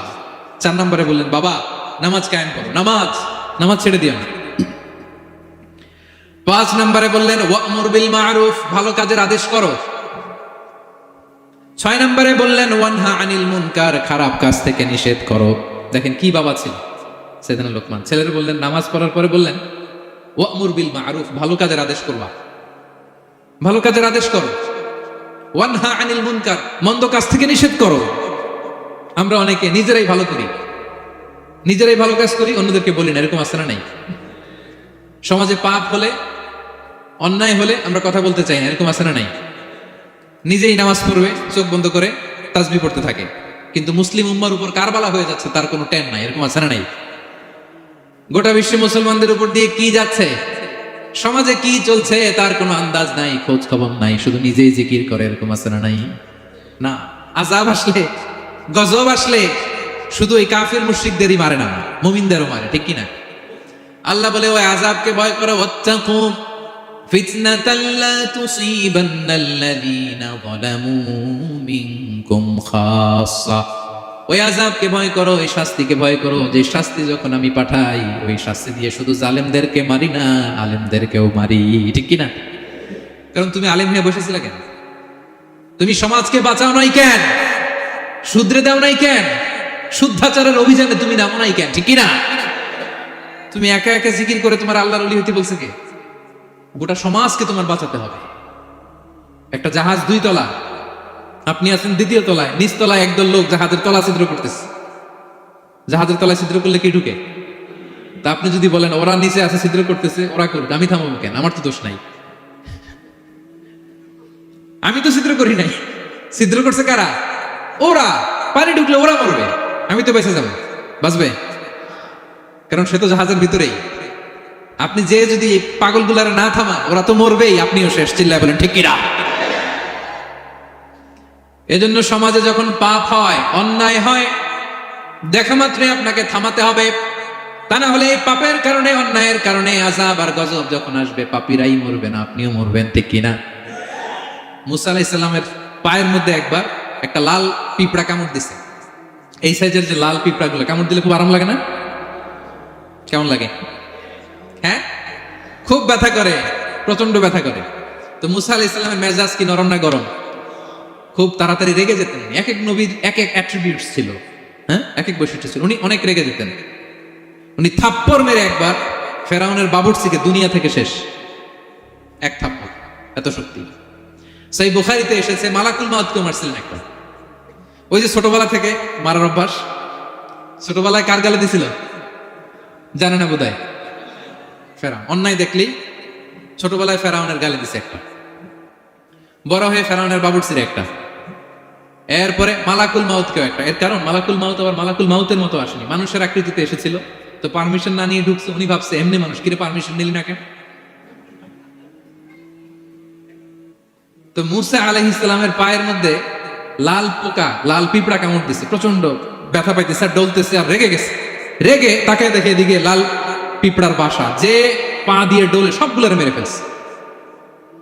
তো ঘটনাটা ছিল মুসা আলাইহিস সালাম আল্লাহকে জিজ্ঞেস করছিলেন, এই ঘটনাটা আল্লাহ কেন ঘটাইছে? আল্লাহকে জিজ্ঞেস করছিলেন, আল্লাহ আযাব যখন কোন এলাকায় পাঠান তখন তো শুধু জালিমরাই মরে না, ভালো লোকগুলাও তো মারা যায়। তো এই আযাবে ভালো লোকগুলা কেন মরে? আল্লাহ উত্তর দেয় না, এই ঘটনা ঘটাই দিছে। পিঁপড়া যখন কামড় দিছে রেগে সবগুলো মেরে ফেলছে। আল্লাহ বলে, মুসা কামড় দিছিল কয়টা? কয় আল্লাহ একটা। তো ওগুলোর মারলা কেন? অ্যাকশনে যখন যায়, এত কিছু দেখে অ্যাকশন নেওয়া যায় না। এজন্য আল্লাহ বলেন, ওয়াত্তাকু ফিতনাতাল লা তুসিবান্নাল্লাযীনা যালামু মিনকুম খাসসা। ওই ফিতনাকে মানে ওই আযাবকে ভয় করো, যে আযাব যখন আসবে শুধু খারাপ লোকগুলোর উপরে আসবে না, ভালো লোকগুলোও বাঁচতে পারবে। কারণ ভালো মানুষরা আশেপাশের লোকদেরকে ভালো বানায় নাই কেন? একা নামাজ পড়েছো কেন? নামাজের দাওয়াত দাও নাই কেন? নিজে হালাল খাইছো, সমাজটারে হালাল দিয়ে বিনির্মাণ করো নাই কেন? এজন্য আযাব আসলে শুধু জালিমদের উপরে আসে না, আলেমদের উপরে আসে। খবরদার। এজন্য ছেলেরে বললেন, বাবা শুধু নামাজ পড়লেই হবে না, ওয়া'মুর বিল মা'রুফ, ভালো কাজের আদেশ করবা, ওয়ানহা আনিল মুনকার, খারাপ কাজ থেকে নিষেধ করবা। এটা আসলে দায়িত্ব হচ্ছে সরকার প্রধানের। যারা ক্ষমতার চেয়ারে বসে তাদেরকে আল্লাহ 4 দফা মূলনীতি দিয়েছেন। আল্লাযীনা মাক্কান্নাহুম ফিল আরদি আকামুস সালাতা ওয়া আতাউয যাকাতা ওয়া আমারু বিল মা'রুফ ওয়া নাহাউ আনিল মুনকার ওয়ালিল্লাহি আকিবাতুল উমুর। আল্লাহ বলেন, যাদেরকে আমি ক্ষমতার চেয়ারে বসাই 4টা দায়িত্ব তাদেরকে দেই। তাদের প্রধান কাজ নামাজ কায়েম করবে, সমাজে যাকাত আদায় করবে, ভালো কাজের আদেশ করবে, তারপরে মন্দ কাজের নিষেধ করবে। ক্ষমতার চেয়ার যারা পায় তাদের জন্য মূলনীতি এটা। তো এরা তো করে না, আমাদের কি করতে হবে? ঠিক কিনা? ভালো কাজের আদেশ করতে হবে, মন্দ কাজের নিষেধ করতে। বিষ্ণু ইসলাম বললেন, মান রাআ মিনকুম মুনকারা, চোখ দিয়ে যে সমাজে খারাপ দেখে, ফালিয়ুগাইয়িরহু বিয়াদিহি, সেজন্য হাত দিয়ে ঠেকিয়ে দেয়। হাত দিয়ে। ফাইন লাম ইয়াস্তাতি' ফাবিলিসানি, হাত দিয়ে না পারলে মুখ দিয়ে। কারণ আপনার অনেক সময় এরকম পরিস্থিতি নাও হতে পারে যে আপনার এত পাওয়ার নাই যে আপনি হাত দিয়ে থামাই দিবেন, এরকম হয় না? অক্ষম, আমি পারি না। তখন মুখ দিয়ে কিভাবে পরিবর্তন করবেন বলেন? নাসিহা করেন, কাউন্সিলিং করেন, জনমত গড়ে তোলেন। ফাইন লাম ইয়াস্তাতি' ফাবিকলবিহি, হাত দিয়েও থামাতে পারলেন না, মুখ দিয়েও প্রতিবাদ করতে পারলেন না। বিশ্বনবী বললেন, অন্তত অন্তর দিয়ে সেটাকে ঘৃণা করবা।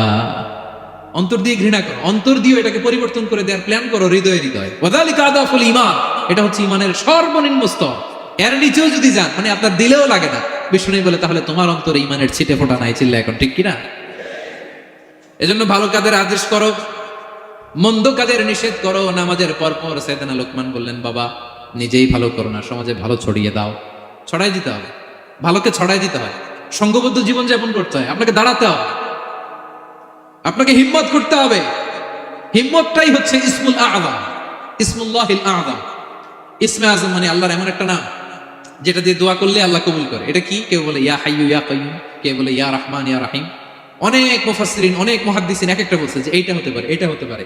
অনেকে বলছে হিম্মতটাই হচ্ছে ইসমে আযম। তুমি হিম্মত করে আল্লাহর কাছে চাও, গোটা দুনিয়া পাল্টে যাবে, ঠিক কি না? এজন্য সমাজের পরিবর্তনের জন্য আপনাকে আগে আসার দরকার আছে না নাই? ছেলেকে দেখেন, সুবহানাল্লাহ ওয়া বিহামদিহি, কিভাবে ছেলেরে গড়ে তুলতে হয়। প্যারেন্টিং লেসন ফ্রম সূরা লুকমান। কিভাবে আপনি প্যারেন্টিং লেসন বের করে আনবেন? বাবা হিসেবে কিভাবে আপনি ছেলেকে গড়ে তুলবেন? নামাজের পরপর সাইয়েদনা লুকমান বললেন, ভালো কাজের আদেশ করবা, মন্দ কাজের নিষেধ করবা। এরপরে বললেন ওয়াসবির আলা মা আসাবাক ইন্না যালিকা মিন আজমিল উমুর। লোকমান বললেন ওয়াসবির আলা মা আসাবাক, বিপদে ধৈর্য ধরো। কারণ লোকমান আলাইহিস সালাম ভালো করেই জানেন যে নামাজ কায়েমের আন্দোলন করে, যে সত্যের পথে আহ্বান করে, যে অন্যায় কাজে বাধা দেয়, সমাজ তারে ওয়েলকাম করে না। তার জীবনে দুঃখ আছে, তার জীবনে দুঃখ আছে। তার উপরে হামলা হতে পারে, মামলা হতে পারে, তাকে দেশ ছাড়া করা রাখতে পারে।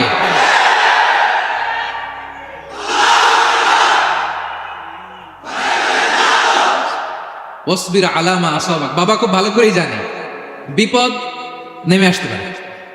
যে নামাজ কায়েমের আন্দোলন করে, যে সৎ কাজের আদেশ করে, অসৎ কাজে বাধা দেয়, তাকে থামানোর জন্য, হ্যাঁ, তার অগ্রযাত্রাকে রুখে দেওয়ার জন্য, তার রাস্তাকে ব্লক করার জন্য যুগে যুগে সমাজে সমাজে আছে না নাই?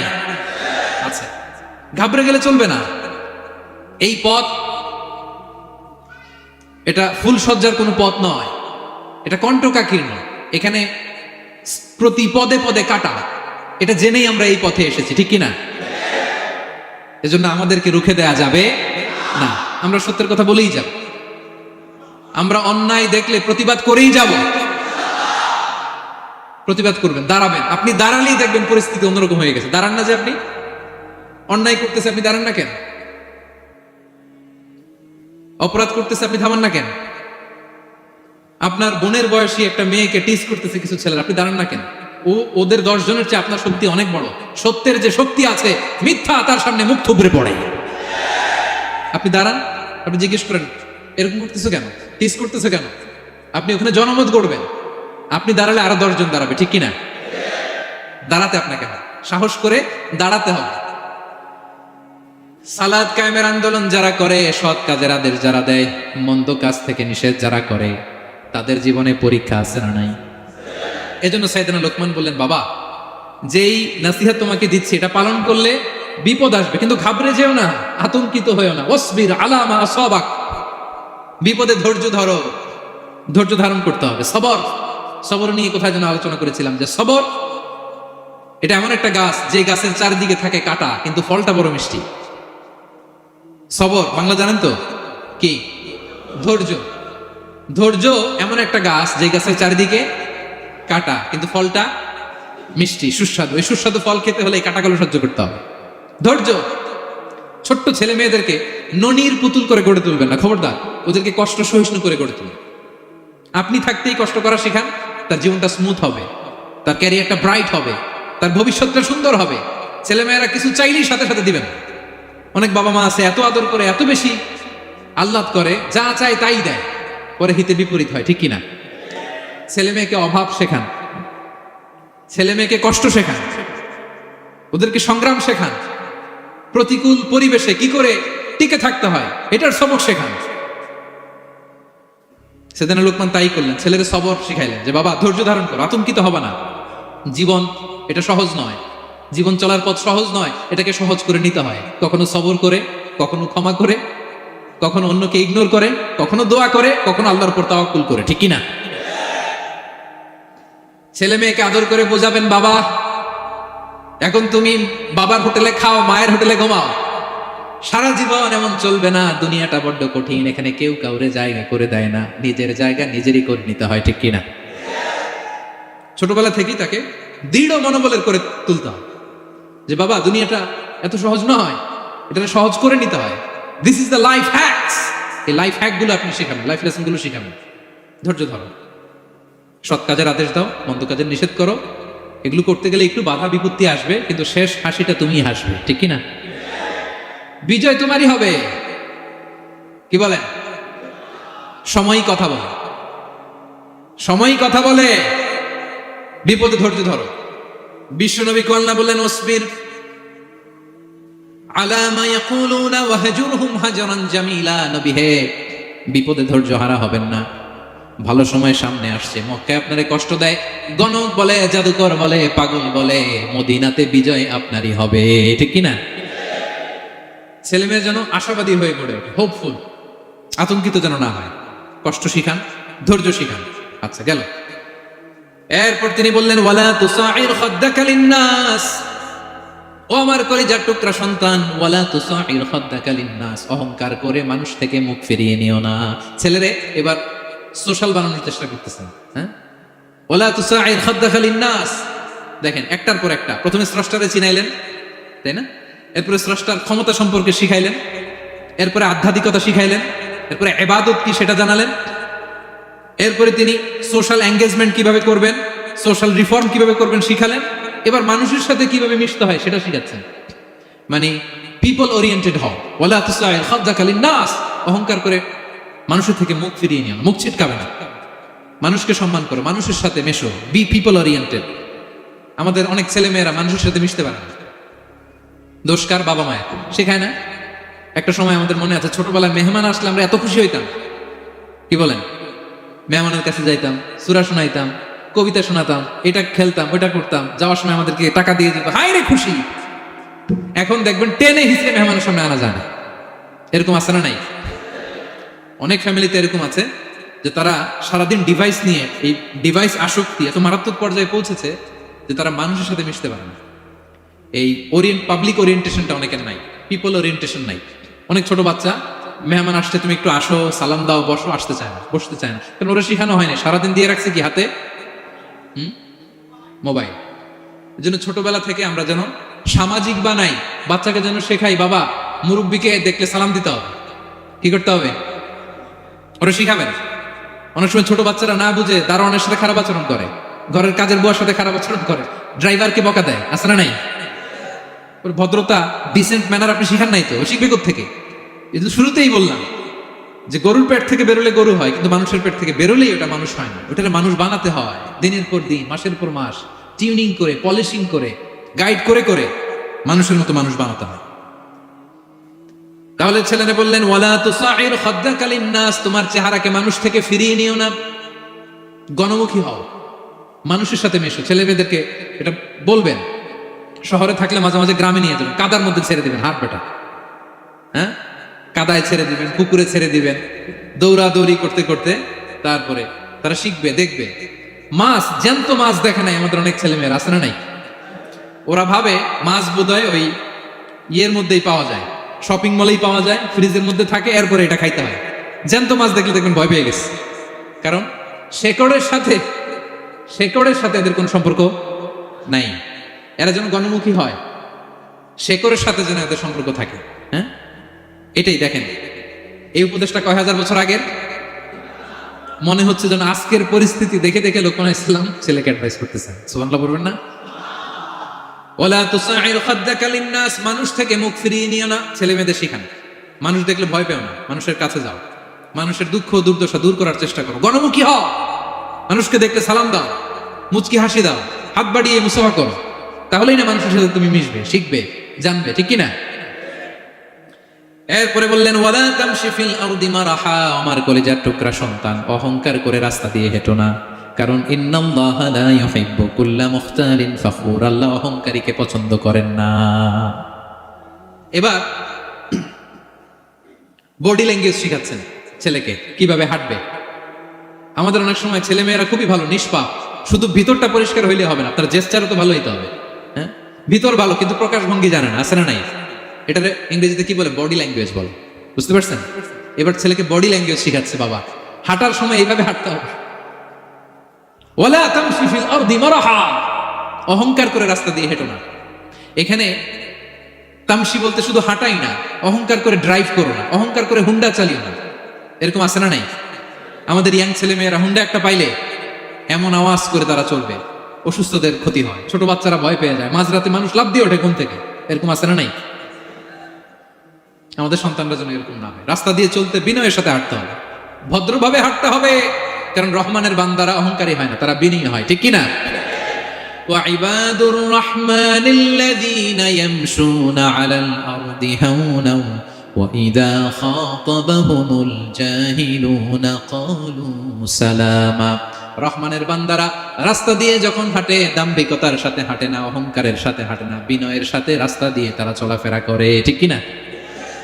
তো ছেলেকে হাতে ধরে ধরে বডি ল্যাঙ্গুয়েজ শিখাচ্ছে, বাবা অহংকার করে হেঁটো না, মানুষের অহংকার সাজে না, অহংকার সাজে একজনের, তিনি কে? অহংকার কার চাদর? আল্লাহ বলে এই চাদর ধরে যদি কেউ টান দেয় ওরে আমি জাহান্নামে নিক্ষেপ করি, ফালা উবালি, আই ডোন্ট কেয়ার, ওরে আমি জাহান্নামে ফেলবো। অহংকার করার কি আছে আমাদের? কিছুই নাই, ঠিক কিনা? ডায়রিয়া যদি হয়, লুজ মোশন যদি হয়, 5 বার টয়লেটে গেলে আপনার চেহারার দিকে তাকানো যায়? বিছানায় পড়ে হা হু করতে শুরু করে, তো কিসের অহংকার আপনার? লুজ মোশন 3 দিন যদি হয়, হায় রে চেহারার দিকে তাকানো যায় না, সুন্দর চেহারা ফ্যাকাশে হয়ে গেছে, তো এই মানুষের অহংকার করা সাজে না। ছেলেকে বিনয়ী হওয়া শেখাতে হবে, বাবা বিনয়ী হও, তোমার বডি ল্যাঙ্গুয়েজটা সুন্দর করো, তোমার কথা বলায়, তোমার চলনে বলনে সবকিছুতে যেন একটা মাধুর্যতা থাকে, একটা কোমলতা থাকে, শেখানোর দরকার আছে না নাই? সব শেষে সাইয়েদনা লোকমান ছেলেকে বললেন, ওয়াকসিদ ফি মাশিকা ওয়াগদুদ মিন সাওতিকা ইন্না আনকারাল আসওয়াতি লাসাউতুল হামির। ওয়াকসিদ ফি মাশিক ওয়াগদুদ মিন সাওতিক, তাহলে কিভাবে হাঁটবা? হাঁটার ক্ষেত্রে একটা মিডিয়াম পেস অবলম্বন করো, মিডিয়াম পেস, ভদ্রভাবে, হ্যাঁ মিডিয়াম মধ্যমপন্থী পন্থায় তুমি হাঁটো। তোমার হাঁটার মধ্যে যেন একটা মুনশিয়ানা ভাব থাকে, তোমার হাঁটা চলাফেরায় যেন একটা ভদ্রতার ছাপ থাকে। এটা তো হাতে ধরে ধরে শিখাইতে হবে, নাহলে শিখবে না, তো বুঝবে না তো সে। ওয়াগদুদ মিন সাওতিক, কণ্ঠটাকে মোলায়েম করো, ইন্না আনকারাল আসওয়াতি লাসাউতুল হামির, কর্কশ গলায় কথা বলো না। আমাদের অনেক ছেলেমেয়েরা অনেক শাউট করে, আছে না নাই? কেউ কি শাউটিং পারসনকে পছন্দ করে? আমরা লাইক করি? Nobody likes a shouting person. আপনি মালয়েশিয়ানদেরকে দেখেন কত কোয়াইট ইনকাম, হাজার হাজার মানুষ একটা প্রোগ্রাম করতেছে, একটা সাউন্ড নাই। আমাদের তো অনেক বলতে হয়, অনেক অ্যানাউন্সমেন্ট, অনেক এই সেই, ওদেরকে কিছু বলতে হয় না। ওদের আমি অনেক বড় বড় প্রোগ্রামে জয়েন করেছি, হাজার হাজার মানুষ, একটা ছোট্ট ইনস্ট্রাকশন, লাইন ধরে সবাই সেটা মেনে নেয়। ছেলেকে শিখাই দিলেন চলতে ফিরতে একটা মাঝারি মোলায়েম ভদ্র একটা পেস অবলম্বন করো, আর কণ্ঠটাকে নিচু করো, কর্কশ ভাষী হয়েও না। কেউ পৃথিবীতে কর্কশ ভাষীকে পছন্দ করে? যারা চিৎকার করে চেঁচামেচি করে, আল্লাহ তাদের কণ্ঠকে গাধার কণ্ঠের সাথে তুলনা করেছেন এখানে। দ্য ব্রেইং অ্যাস, গাধার আওয়াজের চাইতে পৃথিবীতে নিকৃষ্ট কোন আওয়াজ হতে পারে? আল্লাহ বলে তুমি কি তোমার কণ্ঠকে গাধার আওয়াজের মতো করতে চাও? যদি না চাও, কণ্ঠটাকে মোলায়েম করো, কর্কশ ভাষায় কখনো মানুষকে সম্বোধন করো, কারণ কর্কশ ভাষীকে, এই শাউটিং পারসনকে কেউ কখনো পছন্দ করে না। তো এই উপদেশগুলো আমাদের ছেলে মেয়েদেরকে দেওয়ার দরকার আছে না নাই? আল্লাহু আকবার। প্রজ্ঞায় সুসজ্জিত এই উপদেশ মালাগুলো সে 3000 বছর আগে যেমনি প্রাসঙ্গিক ছিল, এখনো তেমনি প্রাসঙ্গিক। এই উপদেশগুলো আমরা ছেলে মেয়েদেরকে দিতে পারবো তো? এই 10টা উপদেশ মালা বুঝতে পারছেন আপনারা? সবাই বুঝতে পারছেন? মনে থাকবে? খেয়াল থাকবে? আমি 1 মিনিটে একটু রিভাইজ করি। কি কি উপদেশ দিলেন? প্রথমেই শুকরিয়ার কথা আল্লাহ নিজে বলেছেন, শুকরিয়া করো। আমরা যেন যে কোনো পরিস্থিতিতে শুকরিয়া করি, করলেই নিয়ামত বাড়াই দিবে কে? এরপর সাইয়েদনা লোকমান ছেলেকে সর্বপ্রথম যে উপদেশটা দিলেন সেটা হলো, বাবা কি করো না? সবাই বলুন, কি করো না? কারণ শিরক হচ্ছে সবচাইতে বড় পাপ। আল্লাহ সব মাফ করে, শিরকের গুনাহ তিনি মাফ করে। এরপর আল্লাহ তাআলা নিজ থেকে আরেকটা উপদেশ ঢুকাই দিলেন, সেটা হচ্ছে কার সাথে ভালো আচরণ করো? মা বাবার সাথে। মা বাবা যদি বদদোয়া দেয়, আপনার জীবনে কখনো উন্নতি আসবে? এরপর তিনি ছেলেকে বললেন, বাবা আল্লাহ তাআলা এমন ক্ষমতার অধিকারী, যেখানেই যেই পাপ করো, ভালো কাজ করো, সবার চোখে ফাঁকি দেয়া গেল, আল্লাহর চোখে ফাঁকি দেয়া যায়? আল্লাহর শক্তি ক্ষমতার ব্যাপারে সতর্ক করলেন। এরপরে তিনি ছেলেকে বললেন, নামাজ কায়েম করো, নিজেও পড়ো, সমাজের সবাইকে নিয়ে পড়ো। এরপরে তিনি ছেলেকে বললেন, বাবা ভালো কাজের আদেশ দাও, মন্দ কাজের নিষেধ করো, মন্দ কাজ থামিয়ে দাও। তারপর বললেন, বাবা বিপদে ধৈর্য ধরো। এরপরে বললেন, গণমানুষের সাথে মেশো, পিপল ওরিয়েন্টেড হও। এরপর ছেলের বডি ল্যাঙ্গুয়েজ ঠিক করে দিলেন। মনে আছে তো আপনাদের? অহংকার বশত হেঁটো না, চিৎকার করে কথা বলো না। সবশেষে ওরাল কমিউনিকেশন কিভাবে করবে, শাউটিং না হয়ে মোলায়েম কণ্ঠে মানুষের সাথে যেন ভদ্রচিত ভাবে কথা বলতে পারে, এই উপদেশ মালাগুলো দিলেন। আমরা যারা বাবা হয়েছি, আমরাও যেন আমাদের কলিজার টুকরা সোনামণি সন্তানদেরকে এই উপদেশগুলো দেই। মনে থাকবে? সূরা লুকমানের 12 থেকে 19 নম্বর আয়াতে আল্লাহ তাআলা এই উপদেশগুলো তুলে ধরেছেন। আল্লাহ তাআলা আমাদের সবাইকে কথাগুলো বোঝার, আমল করার তৌফিক দান করুক। আমরা পড়ি আমিন। আমরা যেন নেককার সন্তান লাভে ধন্য হতে পারি, আল্লাহ তৌফিক দান করুন। আমরা পড়ি আমিন। আমরাও যেন সাইয়েদনা লুকমানের মতো এই উপদেশ মালাগুলো আমাদের ছেলে মেয়েদেরকে দিতে পারি, আল্লাহ তুমি তৌফিক দান করো। আমরা পড়ি আমিন। হাযা মা ইনদি ওয়াল ইলমু ইনদাল্লাহ আলাইহি তাওয়াক্কালতু ওয়া ইলাইহি উনীব। আসসালামু আলাইকুম ওয়া রাহমাতুল্লাহি ওয়া বারাকাতুহু।